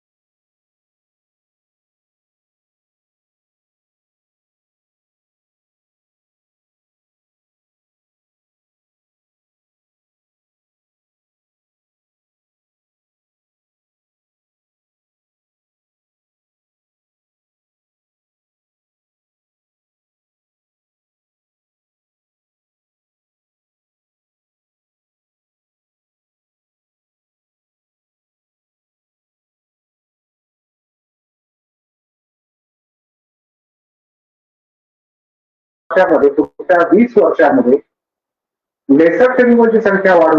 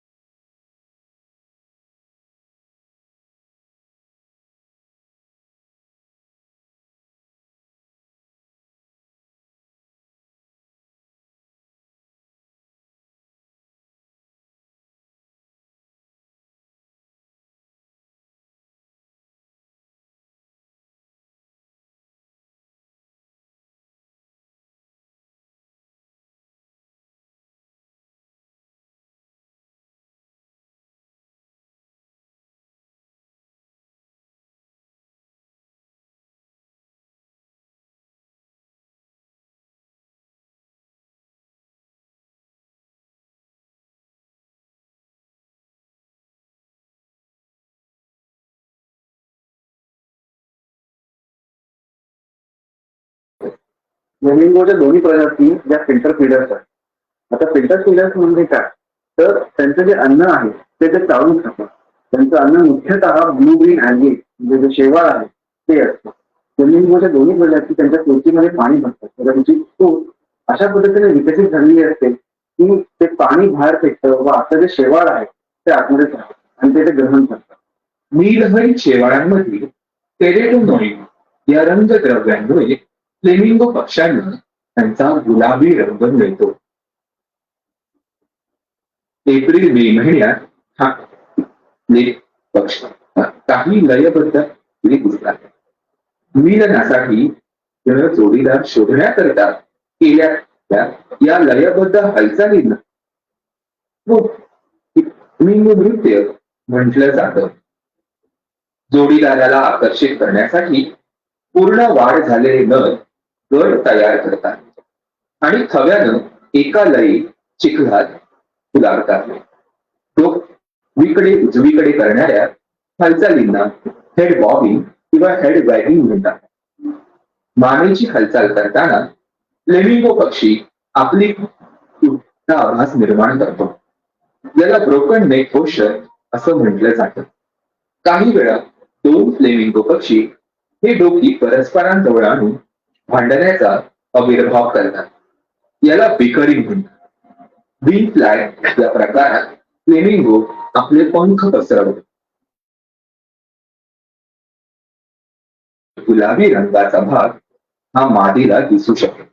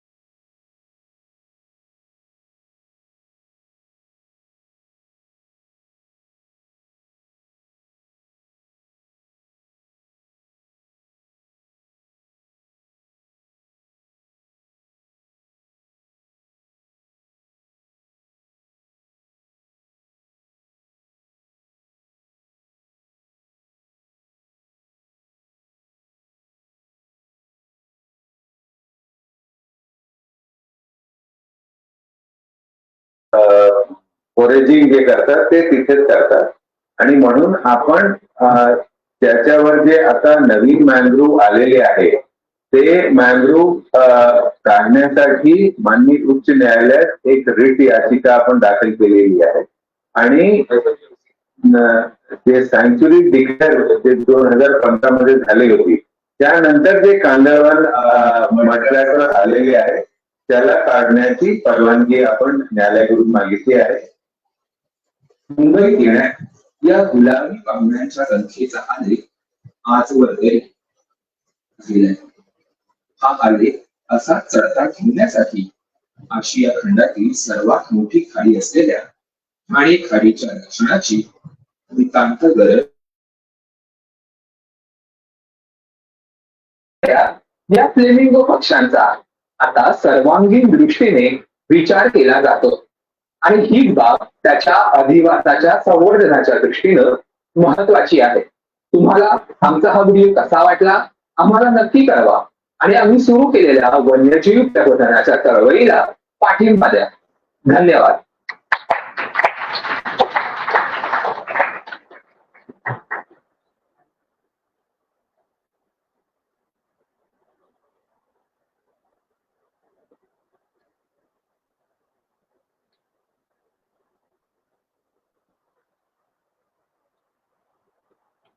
सो हे सगळं आम्हीच शूट केलंय. म्हणजे तुम्हाला असं वाटलं असेल हे कुठून तरी घेतलेलं वगैरे आहे तर नाही. साधारण एक 20 दिवस त्या दलदलीत उतरून त्या दलदलीत ते जे तुम्ही मासे पकडणारे ते जे फळ्यांवरती थांबतात घसरत घसरत जातात त्यांच्या सोबत त्या मागे फळीवर बसून त्यांच्या सोबत जाऊन आमचे कॅमेरामन आम्ही सगळे म्हणजे 1.5 तास दलदलीत रोटून बसून हे सगळं शूट केलेलं आहे आणि खऱ्या समस्या मांडलेल्या आहेत. तुम्हाला सांगितलं म्हणजे तुम्हाला दिसलंच असं की एक अचूक माहिती आणि पुढे खरी समस्या. ही खरी समस्या काय आहे आपल्याला वाटत असतं की कांदळवनांची वाढ व्हावी, आपण कांदळवनांचं रोपण करतो ते गरजेचंच आहे. कांदळवनांचं रोपण करणं गरजेचंच आहे पण ते कोणत्या भागात करावं कशा पद्धतीने करावं हे देखील तितकं महत्वाचं आहे. आता ही सध्या नवी मुंबईत आणि ठाणे घाटीतली अत्यंत महत्वाची समस्या निर्माण झालेली आहे की दलदलीची जमिनीवर वाढत जाणारं वारेमाप वाढत जाणारं कांदळवन हे कांदळवन असंच वाढत गेलं त्याच्यावर जर आपण नियंत्रण नाही मिळवलं तर आपल्याकडे फ्लेमिंगोना खाद्य म्हणून लागणारी ही दलदलीची जमीन नाहीशी होईल. त्याच्यावर मँग्रोव्ह वाढत जाईल आणि आपल्याकडे एका पॉईंट नंतर फ्लेमिंगो देखील बंद होतील. कारण का हे आपल्याकडे फक्त फ्लेमिंगो हे आपल्याकडे खाद्य आहे अशा दलदलींच्या जमिनीमधून त्यांना खाद्य मिळतं म्हणून येतं. त्याच्यामुळे कांदळवनांची नियंत्रित वाढ हे देखील हा महत्वाचा आहे. त्याच्यामुळे दलदलींचं इरोजन दलदलींची धूप ही देखील रोखणं अशा कांदळवनांच्या वारेमाप वाढीमुळे ही देखील महत्वाची आहे. त्याच्यामुळे तुम्हाला असं बरेच वेळा मीडियातून ऐकायला मिळत असेल की कांदळवन कक्ष इथले मँग्रोव्ह काढते तिथले मँग्रोव्ह काढते तर ह्या कारणांमुळे सध्या ठाणे घाटीत कांदळवन काढण्याचं काम सुरू आहे. जे 2015 सालानंतर पुढे जे कांदळवन वाढलेलं आहे दलदलीच्या पट्ट्यांमध्ये ते मँग्रोव्ह काढण्याचं सध्या काम ठाणे घाटीत सुरू आहे कांदळवन कक्षाकडून ह्या एकमेव कारणासाठी.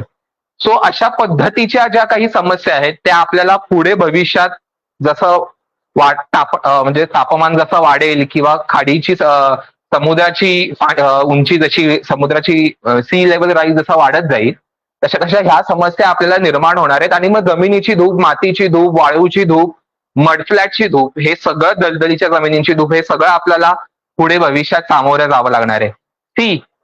मी नेहमी म्हणतो की आमच्या मीडियामध्ये काय विकलं जातं तर जे काही नकारात्मक आहे ते विकण्याचा आमचा धंदा आहे. आमचा व्यवसाय जे काही नकारात्मक असतं ते आम्ही विकतो.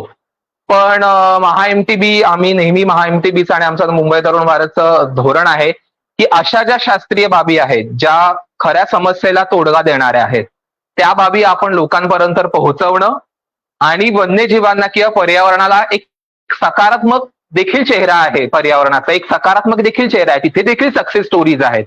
तिथे देखील लोक काम करणारी आहेत. आज आसोलकर सर आहेत त्यांची संस्था इतकं चांगलं काम करते सांडपाणी प्रक्रियेविषयी किंवा घनकचरा व्यवस्थापनाविषयी. अशा सक्सेस स्टोरीज आपल्याला समोर आणायच्या आहेत. नेहमी पर्यावरणाकडे आमच्याकडे नकारात्मक किंवा सगळंच मरतंय सगळंच नष्ट होतंय सगळंच आता आपलं संपतंय या दृष्टीनेच पर्यावरण नेहमी आपल्या समोर आणलं जातं, पण तसं नसून कित्येक माणसं, कित्येक संशोधक, कित्येक गावकरी मंडळी याच्यासाठी झटतायत. ते त्यांचा अधिवास, त्यांच्याकडे असणारे प्राणी हे वाचवण्यासाठी काम करतायत आणि त्या स्टोरीज खरं समोर आणणं आमचं कर्तव्य आहे. तुम्हाला अशा स्टोरीज पाहायच्या असतील, असे व्हिडिओ पाहायचे असतील तर आमचं MahaMTV नावाचं युट्यूब चॅनल आहे, तिथे हे पाहू शकता. आमचं इन्स्टावर आहोत, आम्ही ट्विटरवर आहोत.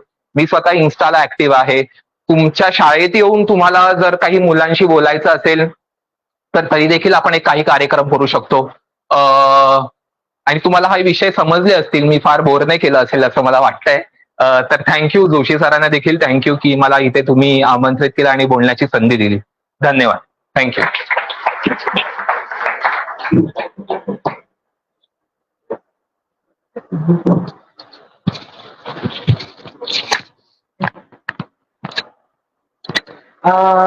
तुम्ही हे जे आम्हाला छोट्या छोट्या व्हिडिओज दाखवलेले आणि जी माहिती सांगितलेली, आज सर्वसाधारणपणे आपण जेव्हा जातो बीचवर वगैरे जातो तेव्हा आपण जस्ट एक डुबकी मारायची, मजा मारायची आणि बाहेर यायचं, पण आजूबाजूला आपण जे खातोय किंवा आपण खाल्लेल्या ज्या प्लास्टिकच्या पिशव्या आपण तशाच टाकतो, याच्याकडे आपण बिलकुल लक्ष देत नाही. तर असं करू नका की जे खरोखरच मेहनत करतायत की वन्यजीव टिकवण्यासाठी किंवा धूप होऊ नये यासाठी जे प्रयत्न करतात, यासाठी सर तुम्हाला हॅट्स ऑफ. खरंच हे काम करण्यासाठी खूप पेशन्स लागतो, कारण की 20-20 दिवस तुम्ही जेव्हा त्या मड मध्ये राहता आणि शूट करता ते खूपच अनबेअरेबल असतं आणि त्याच्यासाठी खूप संयम तुमच्याकडे आहे. त्याबद्दल सर खूप धन्यवाद. थँक्यू. तुमचं मार्गदर्शन आमच्यासाठी खूपच चांगलं होतं. यानंतर या ठिकाणी उपस्थित आपल्या संस्थेचे सरचिटणीस माननीय रेवगडे सर उपस्थित झाले, त्याबद्दल त्यांचंही या ठिकाणी आपण स्वागत करूया.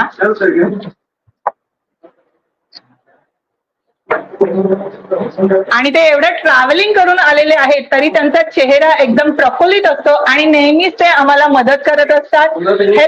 हो सर. त्यांचा पण व्हिडिओ आहे का? त्यांचा पण व्हिडिओ.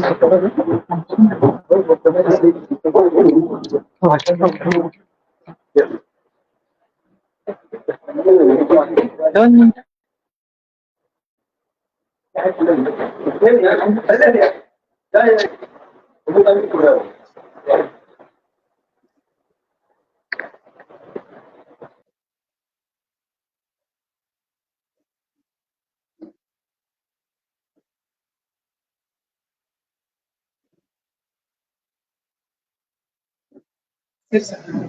यानंतर आपल्या इथे उपस्थित आपल्याच संस्थेचे सदस्य संजयजी पालकर सर या ठिकाणी उपस्थित आहे, त्यांचंही टाळ्या वाजून आपण या ठिकाणी स्वागत करूया.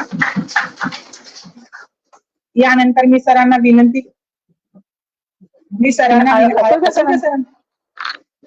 ते थोड्या वेळाने करतोय आपण. असलकर सरांना विनंती करते की त्यांनी आम्हाला मार्गदर्शन करावं.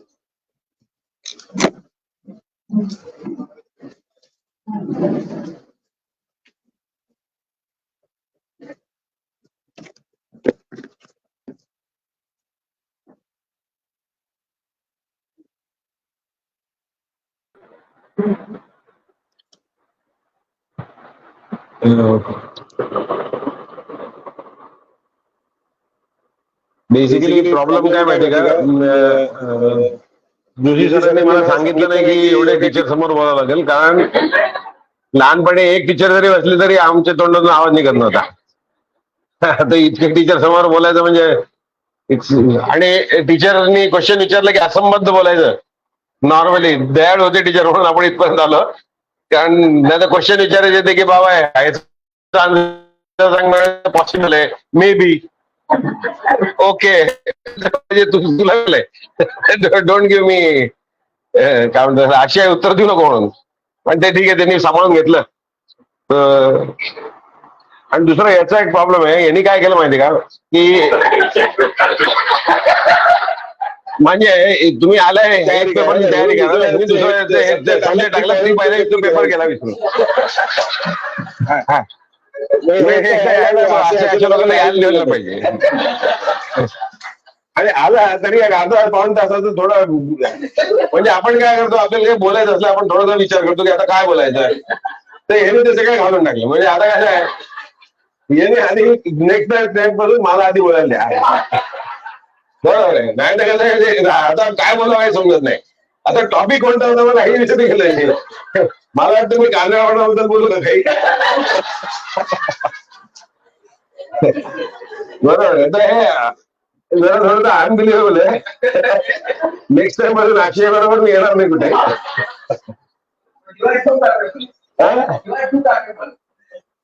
कशात तेही विचारलं मी ऍक्च्युली इन वॉट. नाही एनिवे सो बेसिकली आज ते जागतिक पर्यावरण दिन आहे. तर आपण काय म्हणतो त्याच्याबद्दल आपण डिस्कस करतोय. त्याच्यासाठी मला एक ऍक्च्युअली कबीरचा एक दोहा आठवतो. ते म्हणतो तो दोहा असा आहे, एक्झॅक्टली कदाचित येत नसेल की कबीरा तेरे जगत की उलटी चली रीत, साधू पापी मिलकर राज करे, साधू मांगी भीक. बरोबर आहे. तर आजकाल कसं आहे की आपल्याला म्हणजे पर्यावरणाच्या रक्षणासाठी जागृती करावी लागते. आणि पेट्रोलचे म्हणजे सगळे जेसीएन प्रोडक्ट्स म्हणतात ते वाचवायला कोणाला सांगावं लागत नाही. म्हणजे कोणी असं जाऊन कार चालू ठेवलेली तुम्ही बघितली आहे की तो चालला दुकानात आणि गाडी चालू आहे, किंवा घरी गॅस चालू ठेवून दिला आणि आपण आलो इथे फेक कोणी नाही बघत. पण नळ चालू राहतो त्याच्याकडे कोणी लक्ष देत नाही. मेन रिझन काय आहे त्याचं मेन रिझन आहे कॉस्ट. आपल्याकडे काय जे एसेन्शियल गोष्टी आहेत ना त्या फुकट आहेत, आणि या non essential they are being made very expensive. तर जी एक्सपेन्सिव्ह गोष्ट असते त्याच्याकडे त्याला पर्याय म्हणजे त्याचं कन्झर्वेशन, रिसायकल, रियूज हे जे सगळे वर्ड आहेत ते करायचे कोणालाही सांगावं लागत नाही. तो फेकता का कोणी. रिसायकल रियूज होतो म्हणजे हिचे जागेचे जागेने असतात त्याला हे करून परत दुसऱ्या जागेने बनवतात करतात ना सगळेजण. का आपण आपलं ठीक आहे त्याला फेकून दिलं, आजीचं होतं जाऊ दिलं, फेकत नाहीत काय, बिकॉज इट्स कॉस्ट. वॉटरचं काय झालेलं आहे की वॉटरचं पण झिरो आहे. ते तुम्ही जर आपण सांगायचं म्हटलं की आपण तुम्ही रियूज करा हे त्याचं ऍक्च्युअली ना लोक ऐकतात, चांगलं वाटतं सगळ्यांना या बोललो व्हेरी गुड. घरी जाऊन परत या द सेम हॅबिट्स ती सेम असतात. एक सांगतो तुम्हाला 96, 97, 98 मध्ये कोणाकोणाकडे मोबाईल होता. आमच्या मी तेव्हा एका कंपनीत नोकरी करत होतो त्याच्यात एकाकडे मोबाईल होता. तेव्हा 16 रुपये चार्जेस जायचे. तर तेव्हा ती मिस कॉलची फॅशन सुरू होती. तू मिस कॉल दे म्हणा, मिस कॉल दे माझे फोन नको करू. त्या आवाज घंटे आली की आम्ही मग लँडलाईनने फोन करायचो. कारण तेव्हा 16 रुपीज पर मिनिट हा टॉक टाइम होता. तर ते हार्डली कोणी बोलायचं. आता बघितलं तर ते 2-3 तास आरामात गप्पा मारतात आणि व्यर्थ गप्पा मारतात. म्हणजे जर तुम्ही बघितलं तर ना एक माणूस आपलं प्लेन उतरलं की प्रत्येक जण घरी सांगतो की हा उतरलं प्लेन. जर नसलं उतरलं टीव्हीवर तरी समजलं असतं ना की पडलं म्हणून. म्हणजे घरच्या बायकोला सांगायची गरज नाही की प्लेन उतरलं. माहिती टीव्ही बघत असते नाहीतरी कुठली ना कुठली सिरियल चालूच असते. तर तिथे येतं की बाबा हे प्लेन पडलं, दिल्लीहून येणार प्लेन पडलं हे सांगा. नाही पडलं आलं की म्हणजे उतरलं असेल कुठेतरी. असं काय आधी काय यूज होता का त्याचा. आधी कोणी सांगत होतं का मी निघालो, मी बसलो, जेवलो का नाही जेवलो, काय आलं कुठे, ते general it is all information ठीक आहे but data of no value. म्हणजे काय त्यांनी काय करणार होते. आधी आपण जायचो, मी एक पत्र पाठवलं घरी, गावी गेल्यावर पत्र पाठवायचं आणि पत्र नॉर्मली तुम्ही वापसायला पण यायचं. म्हणजे काय प्रॉब्लेम नव्हता काय. सेम थिंग त्याचा इश्यू काय आहे की if you are making it too काय म्हणतात चीप, याचं कॉस्ट नाही आहे ना. 1 मिनिट पाणी आता नॉर्मली आपण हे बघतो की आपण हे घेतो बिस्लरीचे बॉटल 10-12 रुपये असतात. तिथं थोडं पाणी कोणी फेकत नाही ते. आता या ग्लासमधलं पाणी फेकते बाहेर. बिस्लरीचं पाणी नाही फेकत. त्या बिस्लरीच्या बॉटलमध्ये पाणी असं काय दिलं 10 रुपये दिले असतात ते थोडं पण पिऊन टाकतो. नसलं काय म्हणतात तुम्हाला लहान नसली तरी ते पिऊन टाकतो पण पिऊन मग बाकी वॉटर बाहेर. काय रिझन आहे त्याचं सांगावं लागत नाही. कंझर्व करा हे करा काही बोलावं लागत नाही. You do that. So basic issue काय, we have to change our mindset towards हे एसेन्शियल जे आहे. एसेन्शियल आहे फ्री आहे. फ्री ते कारण आहे म्हणजे वाय इट इज सबसिडाइज कारण ते ऍक्च्युली बऱ्याच लोकांना ते अफोर्डेबल होणार नाही म्हणून ते सबसिडाईज आहे. बट त्याच्यात एक माझं पर्सनल मत असं आहे की त्याला थोडं एक्सपेन्सिव्ह करायची गरज आहे. ज्या दिवशी एक्सपेन्सिव्ह होईल आपोआप सगळं कन्झर्वेशन होईल सुरू होईल. अदरवाईज ते होणार नाही कन्झर्वेशन. किती सांगितलं तरी होणार नाही, कारण तुम्हाला त्याची व्हॅल्यू नाही. ज्याची व्हॅल्यू आली की कन्झर्वेशन हे ते सगळं येतं. आता एक सिंपल सांगतो, आम्ही आता एक गार्बेज ट्रीटमेंट प्लांट चालवतो. आता जोशी सर म्हणतो तुम्ही सगळं ते सेग्रिगेशन वगैरे करता. इनफॅक्ट 2 गोष्टी सांगतो मी तुम्हाला की तुम्ही एक व्हिजिट प्लॅन करा आमच्या प्लॅन्टला. तर त्या प्लॅन्टवर आम्ही 25 फ्रॅक्शन सेग्रेट करतो ड्राय वेस्ट मधून, आणि वेट वेस्ट मधून वी आर जनरेटिंग बायोगॅस. ते बायोगॅस आणि कॉम्पोस्ट हे दोन्ही तयार होतं, आणि इथं 25 फ्रॅक्शन सेग्रिगेट होतात. आता हे 25 फ्रॅक्शन कोणचे सेग्रिगेट होतात? 30 होऊ शकतात का? तर होऊ शकतात. 25 का होतात? किंवा आधी आम्ही 5च करत होतो, 7च करत होतो, 10 करत होतो. तर ते कसे ते तुमच्या कमर्शियल व्हॅलिडिटी डिसाईड करतं की त्या फ्रॅक्शन सेपरेट व्हायचे का नाही व्हायचे. तर त्याला गिराईक असलं तर ते फ्रॅक्शन सेपरेट होणार, गिराईक नसलं तर होणार नाही. तर तुम्हाला एक रिसायकलिंग इकॉनॉमी सुरू करावं. आज आम्ही काय करतो, आता ही जी प्लॅस्टिक बॉटल आहे ना, त्या प्लॅस्टिक बॉटलचे प्लॅस्टिक फ्लेक्स तयार होतात. तर आता नॉर्मली त्याचं हे काय आहे की ही जी प्लॅस्टिक बॉटल आहे आपले पेट बॉटल्स असतात त्या जर आपण विकल्या तर एनिवेअर बिटवीन 10 रुपये ते 30 रुपयापर्यंत किलोचा रेट मिळतो त्या बॉटलचा. म्हणजे 1 किलो मध्ये 100 बॉटल असतात, बॉटलचे वेट नाहीये पण तेवढा रेट मिळतो. त्याचे फ्लेक्स बनवले तर 60 रुपये मिळतात. तर फ्लेक्स म्हणजे फ्लेक्स हे काही नाही, त्याला तुकडे करतात बारीक आणि त्याचं क्लिनिंग करतात. So what happens is there is a value addition. त्याच्यामुळे काय होतं, ही बॉटल आपण जेव्हा ट्रान्सपोर्ट करतो तर ऍक्च्युली एअर ट्रान्सपोर्ट होती. त्या बॉटलमध्ये काहीच नसतं. ती म्हणजे एका पूर्ण ट्रकमध्ये 1-2 टनच फक्त बसतील. जर 10-12 टनाची कॅपॅसिटी ट्रकची असली तर 2 टनच बसतात बाटल्या, अशा ट्रान्सपोर्ट केल्या जातात. फ्लेक्स ट्रान्सपोर्ट केले तर तुम्हाला 20 टन पण ट्रान्सपोर्ट करतात, कारण ते त्याची हे होती काय म्हणतात वॉयडेज कमी होतं. सो अगेन याच्यात कसं आहे की you are trying to increase the what value. बरोबर. सो जर व्हॅल्यू इन्क्रीज केली ना तर देर आर 2 थिंग्स. जर आपल्याला कन्झर्वेशन करायचं असेल, जर वॉटर कन्झर्वेशन करायचं असेल त्याची व्हॅल्यू इन्क्रीज करा. जर व्हॅल्यू इन्क्रीज केली तर ते आपोआप कन्झर्वेशन सुरू होतं. लोक काय बघतात की मी जर बॉटल उचलली तर मला काय मिळणार आहे, या सिंपल हिशोब आहे. जर तुम्हाला जास्त मिळत असतील तुमच्या याच्यापेक्षा तर तुम्ही करणार नाही, जर नाही नसेल मिळत तर करणार नाही. आपण सांगितल्यामुळे करणार का, तर तसं करत नाहीत लोक, जनरली करत नाहीत. आपण मग त्याच्या जनजागृती करा, हे करा, ते करा, ठीक आहे. But how much difference is it making? May be little difference, slow, it's a incremental difference.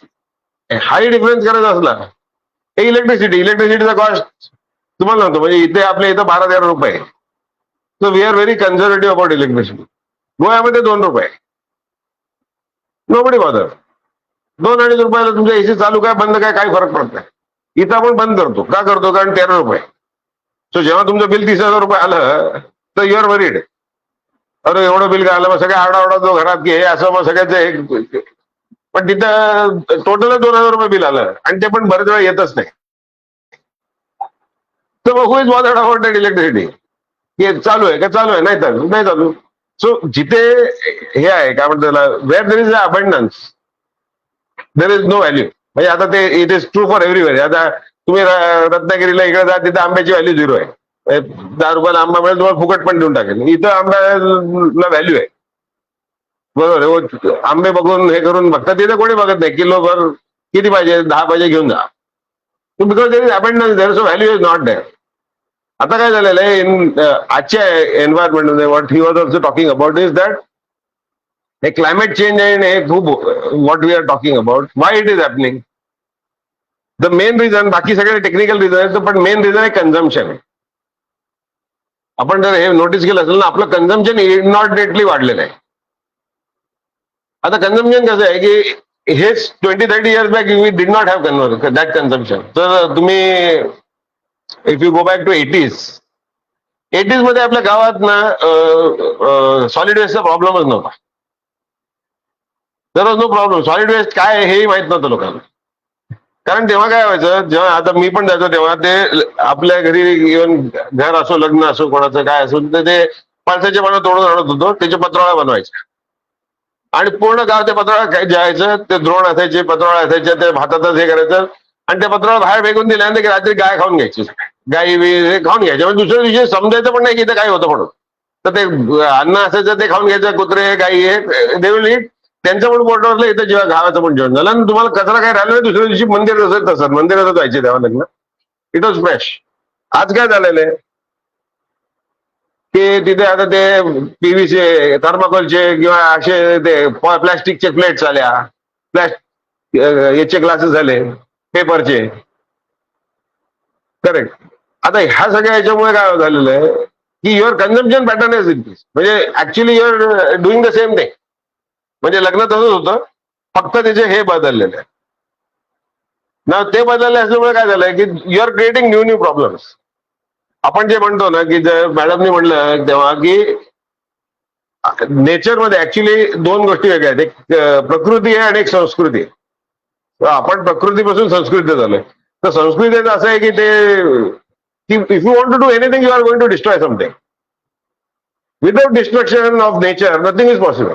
म्हणजे काहीही करा तुम्ही, म्हणजे it is not related to anything, but काही करायचं असलं तर तुम्हाला नेचर डिस्ट्रॉय करणं. तुम्हाला मायनिंग करायचं असलं, यू आर डिस्ट्रॉइंग नेचर. तुम्हाला इफ यू वॉन्ट टू एक शेत बनवायचं असलं तर तुम्हाला नेचर डिस्ट्रॉय केल्याशिवाय शेत सुद्धा होत नाही. तर तुम्ही जंगल तोडताना त्याचं शेत बनवता. So you are destroying nature in some part of the other. Issue काय झालेला आहे की when in the early days when you are created you are in to the cycle of nature. म्हणजे त्या नॅचरल सायकलमध्ये तुमचं पॉप्युलेशन पण वाढत नाही. तर if you live in the natural cycle the nature takes care of your population everything. ना माणूस शहाणा म्हणजे जरा अतिशहाणा असल्यामुळे त्यांनी ती सायकल ब्रेक करायचा प्रयत्न केला. म्हणजे we are trying to break that cycle की हे असं का होतं, मग मी हे होऊ देणार. म्हणजे आता इथं गरमी होती तर आपण एसी लावला, म्हणजे त्या गरमीचा काय प्रॉब्लेम नाही. बरोबर आहे. But that AC is actually creating mower heat. कारण इथं हीट नाही पण बाहेर ते हीट जास्त देते. मग त्याचं बाहेरचं टेम्परेचर वाढलं तर परत आपल्याला वाटतं की टेम्परेचर का वाढलं. तर टेम्परेचर 2-3 डिग्रीचे टेम्परेचर वाढतंय. It's a very simple thing की मुंबईमध्ये जर तुम्ही 80s 90s मध्ये बघितलं किती एसी होते. कोणाकडेच होतं. म्हणजे एसी कोणाकडे असतं म्हणजे ही वॉज सपोज टू बी कुठून म्हणजे आला हा एसी, त्याच्या घरी एसी असं होतं. म्हणजे की he was suppose to be somebody from earth. आता सगळ्यांच्याकडे एसी. ना व्हॉट इज एसी डुईंग. इथं जे कूलिंग करतं त्याच्यापेक्षा कूलिंग एफिशियन्सी असते. म्हणजे जर त्यांनी 100 किलोवॉट हीट जनरेट केली तर ते 50 किलोवॉट कूलिंग करतं. म्हणजे 50 kilowatt of heat energy extra release. कारण त्याने एफिशियन्सी ट्रान्सफर म्हणजे 100% ट्रान्सफर होत नाही. मग इट इज हिटिंग आउट. म्हणजे जर मुंबईमध्ये 1 कोटी एसी लावले तर ते गरम होणारच आहे. म्हणजे आता गरम काय झालं याचं काय, म्हणजे पीपल आर स्टील थिंकिंग गरम होत आहे, ग्लोबल वॉर्मिंग. आणि ते कशामुळे झालं की population is not neatly rise झालं. Population is rise. म्हणजे the world, the earth is not capable of having this population. जर तुम्ही हे बघितलं दशावतारची स्टोरी होती ना की म्हणजे त्याच्यात आहे की भूमाता जाऊन विष्णूंना सांगते की माझं शोषण होतंय खूप जास्त, तर तुम्ही काहीतरी करा. This is exactly what is happening. हे म्हणजे अत्यंत जास्त शोषण होतं. का तर लालची राजे, म्हणजे त्याच्यात होते की राजे खूप लालची झाले, ते शोषण करतात. म्हणजे actually that we are doing right now. And when we are doing that, आणि आपण सगळे जे करतो ना ते आपल्याला माहिती असतं की हे केल्याने होतं, हे केल्याने होतं. माहित नसायचं कारण नाही. You know what is it going to lead to. But that is the choice which you are taken. Now if you, आपल्याला जर त्याच्यातून बाहेर यायचं असतं, जसं वॉटर आहे, वॉटर कन्झर्वेशन करायचं, there are 100 steps. First of all try to see की हे पाणी लागलाच नाही पाहिजे. म्हणजे can things be done without water. Correct. जसं सॉलिड वेस्ट आहे, आज सॉलिड वेस्टचं जे जनरेशन आहे ते 2020च्या आधी आणि 2020च्या नंतर ऑलमोस्ट डबल झालंय. काय डबल झालं, ते कोविडने तुमचं पॉप्युलेशन हे डबल करून टाकलं सॉलिड वेस्ट. काय आपल्याला सगळ्यांना सवय लागल्या घरी बसल्या ऑर्डर करायचं. नाही तर आधी जात तरी होते दुकानात. ते कोविडमध्ये कोणी जायला बंद केलं, मग घरी आता आमच्या घरी भाजी घरी येते, फळं घरी येतात. आधी जाऊन चेक करायचे. माझे वडील वगैरे जायचे, म्हणजे हाय खराब ते खराब, म्हणजे अर्धा घंटा ते एक समजा 10 सफरचंद घ्यायचे असले तर अर्धा तास व्हायचे की हे चुकलं, हे असं तसं. So he was also busy. आपल्यालाही प्रॉब्लेम नव्हता. पण आता ते घरी मागितलं असल्यामुळे ते आपले डोकं खातात. म्हणजे ते खराब आलं आणि मी काय करणार, तुम्ही मागवलं ना. सो आणि त्याच्याबरोबर 100 पॅकिंग मटेरियल येतात. ते सफरचंद तसं येत नाही. मग ते पॅक्ड असतं, त्याच्यावर परत ते हे लावतात, स्टिक्स लावतात. आता आपण जे एक सिंपल आहे, आपण दुधाच्या पिशव्या रिसायकल करतो, 99% तुम्ही करत असाल, पण त्याला दूध काढण्यासाठी आपण एक कट करतो एक साईडला. ते कुठं होतं, ते कुठं जातं? आणि आपल्याकडे किती लोक आहेत इथे, मुंबईत किती लोक आहेत? 2.5 कोटी आहेत या एरियात. 4 जण धरले तरी समजा 70-80 लाख, 70 लाख घरं असतील तर 70 लाख तुकडे होतात त्याचे daily. And where does this go? त्या नेचरमध्ये जाणार नाही. सो कन्झर्वेशन म्हणजे मग तुम्ही ते दुधाची पिशवीच करू. आधी तुम्हाला आठवत कोणा गेला आठवत, मी कदाचित लेट झालो, बॉटल यायच्या. हा, ते आम्ही जोक सांगायचो की ते त्याला विचारलं, बॉटल घेऊन यायचं, त्याला विचारलं हे किती आहे, टाइम काय झाला, तर असं केलं, टाइम केला तर ते बॉटल पडली. सेकंड स्टँडर्डचा जोक होता आमचा तेव्हा. ते काय म्हणतात, निळ्या आणि हिरव्या कलरचे कव्हर असायचे, म्हणजे त्याच्यात ते सांगायचं की ही बॉटल येईल, ती बॉटल ती आरीच्या यायची ते बॉटल. म्हणजे दिस इज आय थिंक 70s सांगतोय मी. But it was see even coco कोलाच्या बॉटल्स पण आपण म्हणजे इव्हन अप टू 90s वर ग्लास बॉटल्स तर रिसायकल व्हायच्या. सो सी जर आपल्याला if you want to conserve and save like environment, आज एन्व्हायरमेंट आहे, वॉटर म्हणा, सॉलिड वेस्ट म्हणा, जनरली प्लॅनेट, देन आपल्याला एक बेसिक लाईफस्टाईल मध्ये फरक करणार. Unless you do that. ठीक आहे, आपण जेव्हा काय म्हणतो त्याला, there is a concept of रिइंजिनिअरिंग म्हणून एक कन्सेप्ट आहे. आता ते कन्सेप्ट काय म्हणतो की तुम्हाला थोडासा डिफरन्स करायचा असेल तर आपण म्हणजे रिसायकल करायला हे केलं. I am not saying that we have not to do, but if you want to drastically change things, एलिमिनेटच करून टाक. Eliminate use of plastic. कारण तुम्ही रिसायकल करायला लागलो तर there is limit to which you can recycle. Now is that going to solve your problem? If you want to actually eliminate the problem, ते हेच करून टाका. मग ते काय करतात, आता प्लास्टिक इंडस्ट्री बंद नाही करू शकत. मग ते सांगणार की 40 मायक्रॉनची नाही 50ची चालेल बॅग. आता 50ची अजून प्रॉब्लेम करते. इट इज नॉट दॅट की ते 40 गेली 50 गेली. आपलं एक कसं होतं की आपण actually this is a circular concept आहे की आता आपण आजकाल सगळ्यांचं आहे की ईव्ही चांगली आहे, म्हणजे पेट्रोल कारपेक्षा ईव्ही चांगली आहे. ईव्ही चांगली म्हणजे कुठे की इथं पॉल्युशन ती करत नाही, पण जिथं प्रोड्यूस होती ते बॅटरी प्रोडक्शन आहे, ते त्याच्यात म्हणजे at the end of the day आज आपल्याला ते चांगलं वाटतं, नंतर ती बॅटरी डिस्पोजलचा प्रॉब्लेम होणार आहे आफ्टर 25 इयर्स. पण आजचा आपण प्रॉब्लेम सॉल्व्ह करतो की आजचं माझं हे ठीक आहे. आणि इलेक्ट्रिसिटीला चार्ज करायला electricity is it available without pollution? It is not.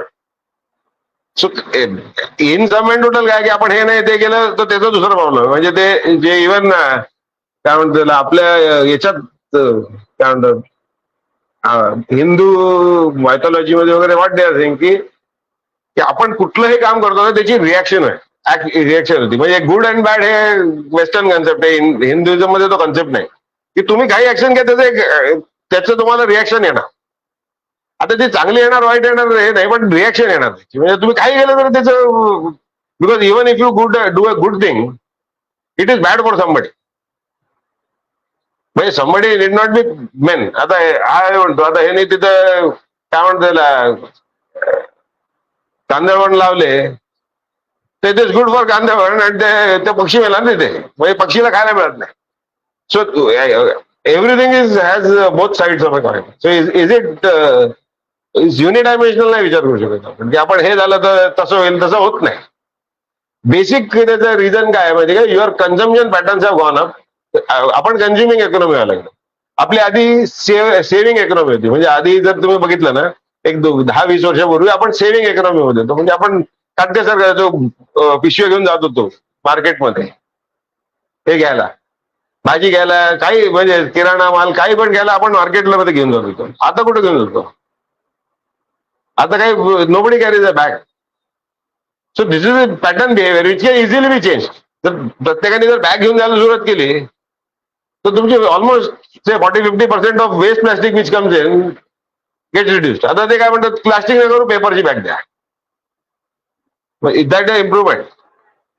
कारण पेपर कुठं कसं काढणार तुम्ही, एक झाड तोडून केल्याशिवाय पेपर येत नाही, मग त्याच्याशिवाय प्लास्टिक बरं. See you are not at the end of the day where are you going. So basic issue आहे की आपण रिसायकल करू शकतो, रियूज करू शकतो. रिड्यूस, रियूज अँड रिसायकल म्हणतात.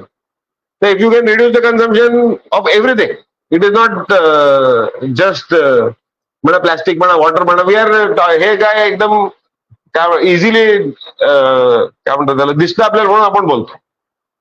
बट यू कॅन रिड्यूस करू शकता, रियूज करू शकता. जे अगर 2 वेळा युज होतं ते आपण बरंचसं करतो. आपली रियुजिंग इकॉनॉमी आहे, म्हणजे आपण अशी फेकत नाही. बिस्लेरीची बाटली कोणीच फेकत नाही मला वाटतं. घरी तुम्ही जर आमच्या घरी आलात ना, तुम्हाला सगळे मागच्या महिन्यात काय काय ड्रिंक्स ऑर्डर करून पिले आहेत त्याच्या सगळ्या बाटल्या तुम्हाला फ्रीजमध्ये दिसतात. की तुम्ही कोणाचा फ्रीज उघडा त्याच्यात दिसतं की हा याने पेप्सी मागवला होता वाटतं काय त्याच्यात ते पाणी भरून ठेवलेलं असतं त्याच्यात. So we are not actually, आपलं रिव्ह्यू झालं की मगच फेकतो आपण. सो रियूज इंडियामध्ये बऱ्यापैकी होतं. रिसायकल करण्यासाठी now it again it is a cost. Recycle करता येतं, पण कुठलंही रिसायकल, वॉटर रिसायकल आम्ही ऑलमोस्ट 1200 प्लांट लावले सीवेज ट्रीट करायला. So treatment is one, treatment is only half the thing. आता ते पाणी चांगलं आहे तर ते रिसायकल करतात. तर व्हेरियस काय म्हणतात बरेच वेगवेगळे युसेस फ्लशिंगसाठी वापरतात. ते टॉयलेटचं पाणी असल्यामुळे कोणी पिणार नाही, पण फ्लशिंग करू शकतो, गार्डनिंग करू शकतो. There are hundreds of uses which you can do. पण again it gets in to the हे की कॉस्ट, कारण ते परत ते ट्रीट करून वापस आणणं म्हणजे there is a cost to that water. देणार आहे का कोणी? तर आम्ही एक हे काढलं. आय वॉज बिफोर, मी एक असंच रिसायकलिंग बद्दल एक हे सांगत होतो, लेक्चर देत होते. तर टेक्सटाईल इंडस्ट्रीमध्ये वॉटर रिसायकल करायसाठी इज इझिली पॉसिबल. तर तेव्हा 30 रुपये मीटर क्यूब कॉस्ट येतं, म्हणजे 1000 लिटरसाठी 30 रुपये खर्च. तर ते रिव्हर्स ऑस्मोसिस वगैरे लावून ते रिसायकल करता येतं, म्हणजे 60-70% करता येतं. 100 नाही, पण at 30 rupees it can be recycle. तर सगळे टेक्सटाईल मिल ओनर होते, म्हणजे आता सगळे जे ज्यांनी मिल लावली तो काही असा गरीब माणूस नसतो. सगळं म्हणाले हमको बरोबर 30 रुपये इतना ज्यादा हे ते, इतकं आरडाओरडा झाला सगळं. प्रत्येकाच्या टेबलावर एक बॉटल होती पाण्याची. म्हणलं ही बॉटल किती आहे per meter cube cost? Is 10,000. म्हणजे व्हॉट युअर ड्रिंकिंग, हे जे बिस्लरीची कॉस्ट आहे, it is 10,000 rupees a meter cube. 1000 लिटरला 10,000 रुपये, म्हणजे 10 रुपये लिटर पकडलाय. 1000 लिटरला 10,000 रुपये. आपण घरी किती देतो पाण्याचा पैसे? 2 रुपये. आणि ते 50 पैसे वाढवले की सगळे तिथे रस्त्यावर उभे राहतात की आमच्या पाण्याचे पैसे वाढवले म्हणून. आणि तेच माणसं जे आंदोलन करतात ते जायच्या वेळेस ते बिस्लरीच्या पाण्यामित्राने घरी जातात. म्हणजे इथं 10,000 रुपये द्यायचे, कारण तिथे आंदोलन केल्यावर लहान लागते ना, बॉटल कोणी घेऊन जात नाही. तिथं जाऊन विकत यायची 10,000 रुपयाची बॉटल आणि सांगायचं की 50 पैसे बॉटलचा खूप प्रॉब्लेम आहे. So that is our mindset. Basically ते जर महाग केलं ना 100% वाच, नाही तर त्याला एक्स्ट्रॉर्डनरीली एक्सपेन्सिव्ह करायचं. जे बऱ्याचशा कंट्रीजमध्ये आहे ते काय करतात माहिती का, तिथं सिच्युएशन, मी जास्त बोलत नाही ना म्हणजे जास्त टाइम म्हणतोय मी कारण काय मला बोलायची सवयच आहे. सो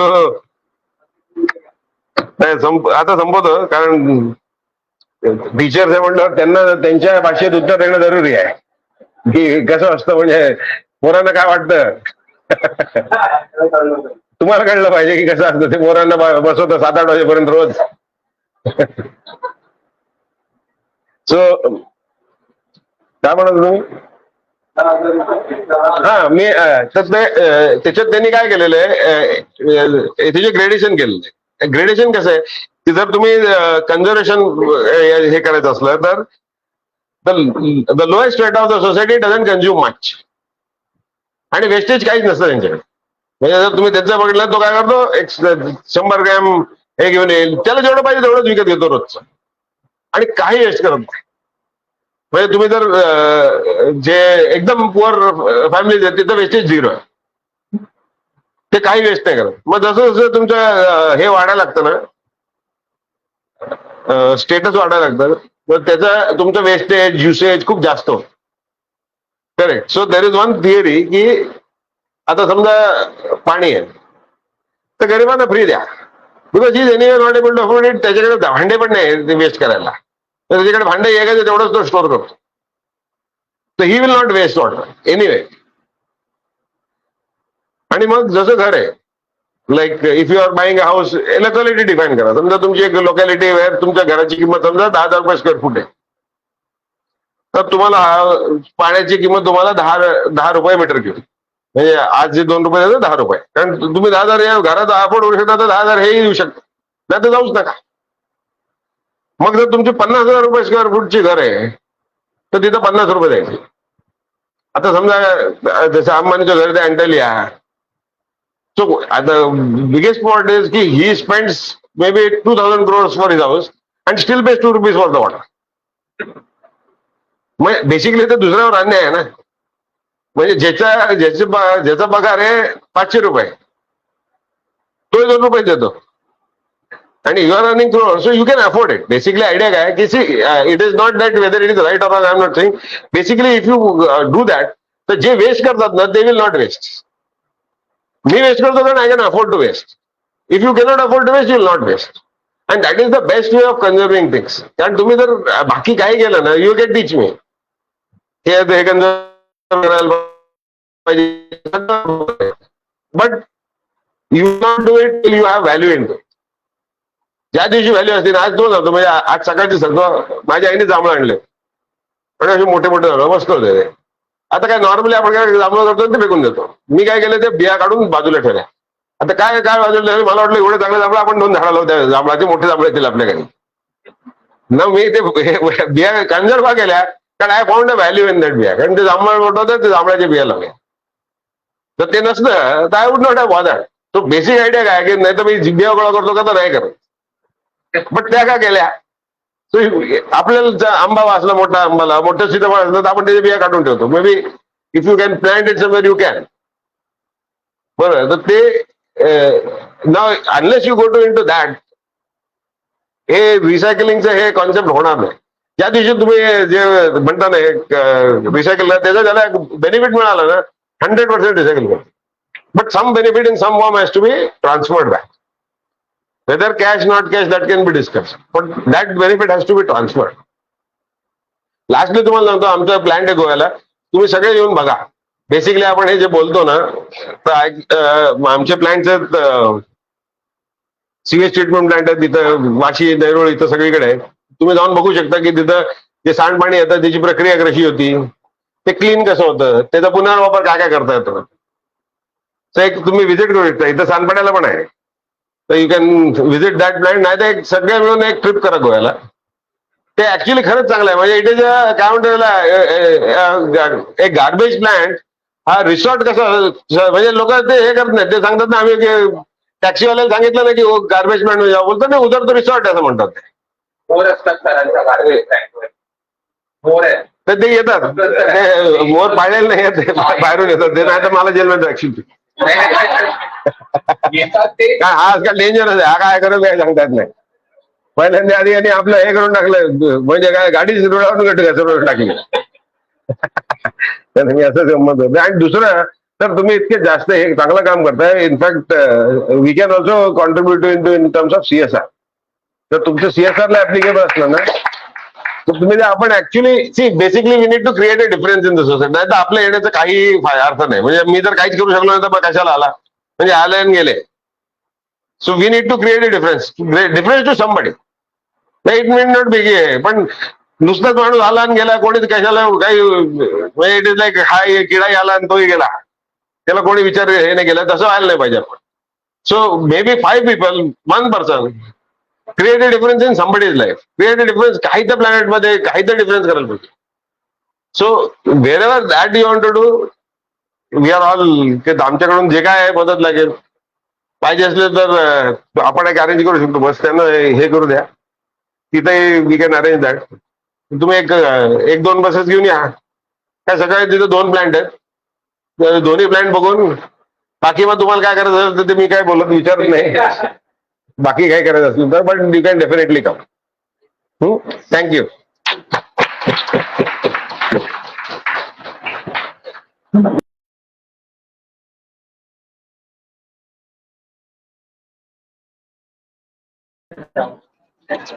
हे पण रिसायकल करायचंय का?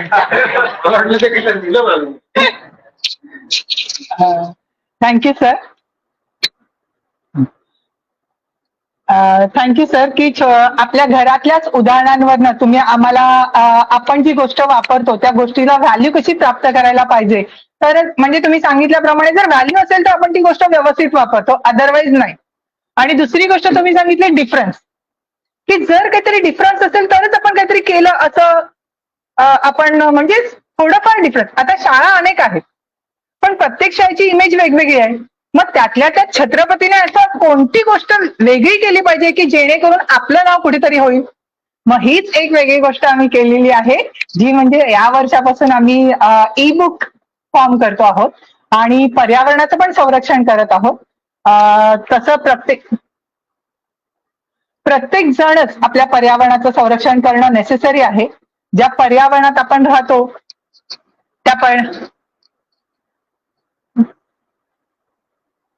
ज्या पर्यावरणात आपण राहतो त्या पर्यावरणाचं संरक्षण करणं ही आपली सगळ्यांचीच जबाबदारी आहे. सरांनी एवढं छान मार्गदर्शन केलेलं आहे त्याबद्दल धन्यवादच आहे. आणि पुढची क्षेत्रभेट आपण गोव्याला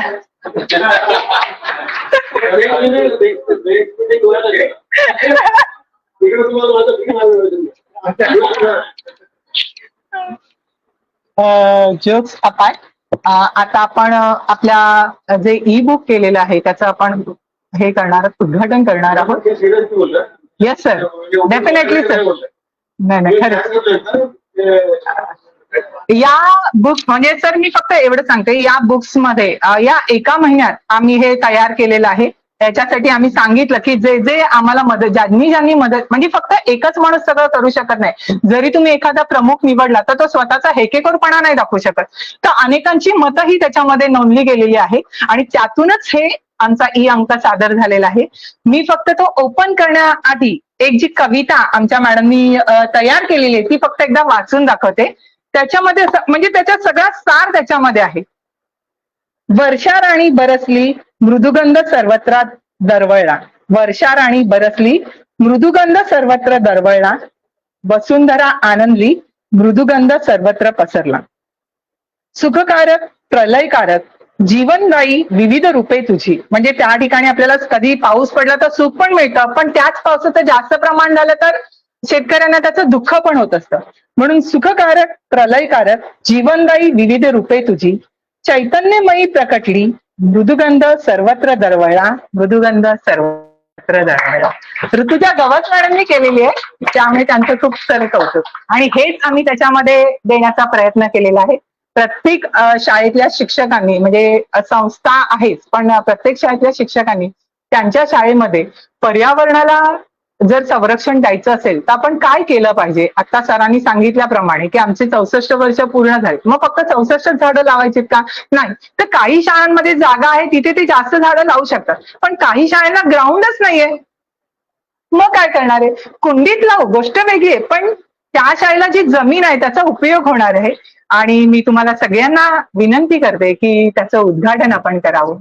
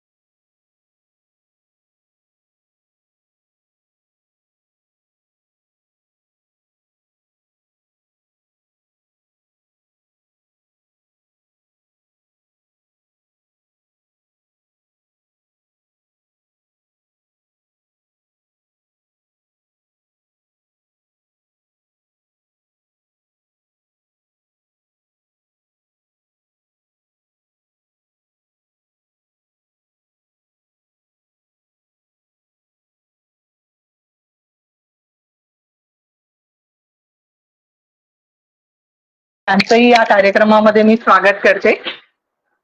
सर त्यांचंही मी या कार्यक्रमात स्वागत करते. आपण आता कार्यक्रमाच्या शेवटाकडे आलेलो आहोत. आभार प्रदर्शन ही एक फॉर्मॅलिटी आहे, कारण की जोशी सरांनी सांगितल्याप्रमाणे तुम्ही त्या सरांचे मित्रच आहात आणि तुम्ही आता आमच्या परिवारात, आमच्या कुटुंबात सामील झालेला आहात. त्यामुळे तुमचे आभार न मानता ऋणातच राहण्याचं मी पसंत करेन. त्यामुळे या ठिकाणी उपस्थित संस्थेचे अध्यक्ष माननीय श्री जोशी सर, सरचिटणीस माननीय डॉक्टर देवगडे सर, त्याचप्रमाणे व्हाईस प्रेसिडेंट माननीय श्री सर, तुम्ही बघितलं तरच मी नाव घेणार पडके सर, त्याचप्रमाणे आपणही शाळेचे त्याचप्रमाणे तुम्ही जे मार्गदर्शन आम्हाला केलं ते खरंच स्तुत्य होतं, त्याबद्दल तुमचेही आभार, म्हणजे सगळ्यांचेच आभार. या शाळेमध्ये जे आपण कार्यक्रम आयोजित केला, हे सगळं करण्यासाठी ज्यांनी ज्यांनी मदत केली, शाळेचे शिक्षक तर नक्कीच, त्यांचे प्रिन्सिपल, त्यांचे शिक्षक, या सगळ्यांचे आभार मानते. त्याचप्रमाणे ही टेक्निकल टीम कुठे असते आणि त्यांना आम्ही कुठे बोलवतो, आणि खास म्हणजे साळुंखे सरांबद्दल सांगायचं झालं तर त्यांच्या पायाचं ऑपरेशन झालं तरी ते बिचारे आमच्यासाठी इथे धावत आलेले, त्याबद्दल खरंच आभार. आणि खंडवी सरांना जो त्रास दिलेला आहे की बाबा असं करायचंय, हे झालं पाहिजे, ते झालं पाहिजे, आणि बरोबरच त्यांच्याबरोबर जो किशोर भाऊ होता, दोघांचाही खरंच मनापासून आभार मानते. सगळ्यांचे, पवळे सर तुमचे पण आभार मानते. पवळे सरांनी रांगोळी काढली आहे, ही रांगोळी सगळ्यांनी बघून जावी ही नम्र विनंती. ओंकार कुठे गेले? ओंकार, तुझे नाही, सॉरी तुझं नाव घ्यायचं राहिलं, पण ओंकार, सगळ्यांचेच आभार आहे की सगळ्यांनीच कष्ट केले आणि या कष्टातूनच एक नवीन गोष्ट निर्माण झाली आहे. ती अशीच आपण चालू ठेवूया. गोव्याला जायचं नाही ते नंतर ठरवूया, पण गोव्यासारखा निसर्ग आपण इथे तयार करूया, एवढीच विनंती. धन्यवाद सगळ्यांचे, पुनश्च एकदा आभार. कार्यक्रम इथेच संपलेला आहे.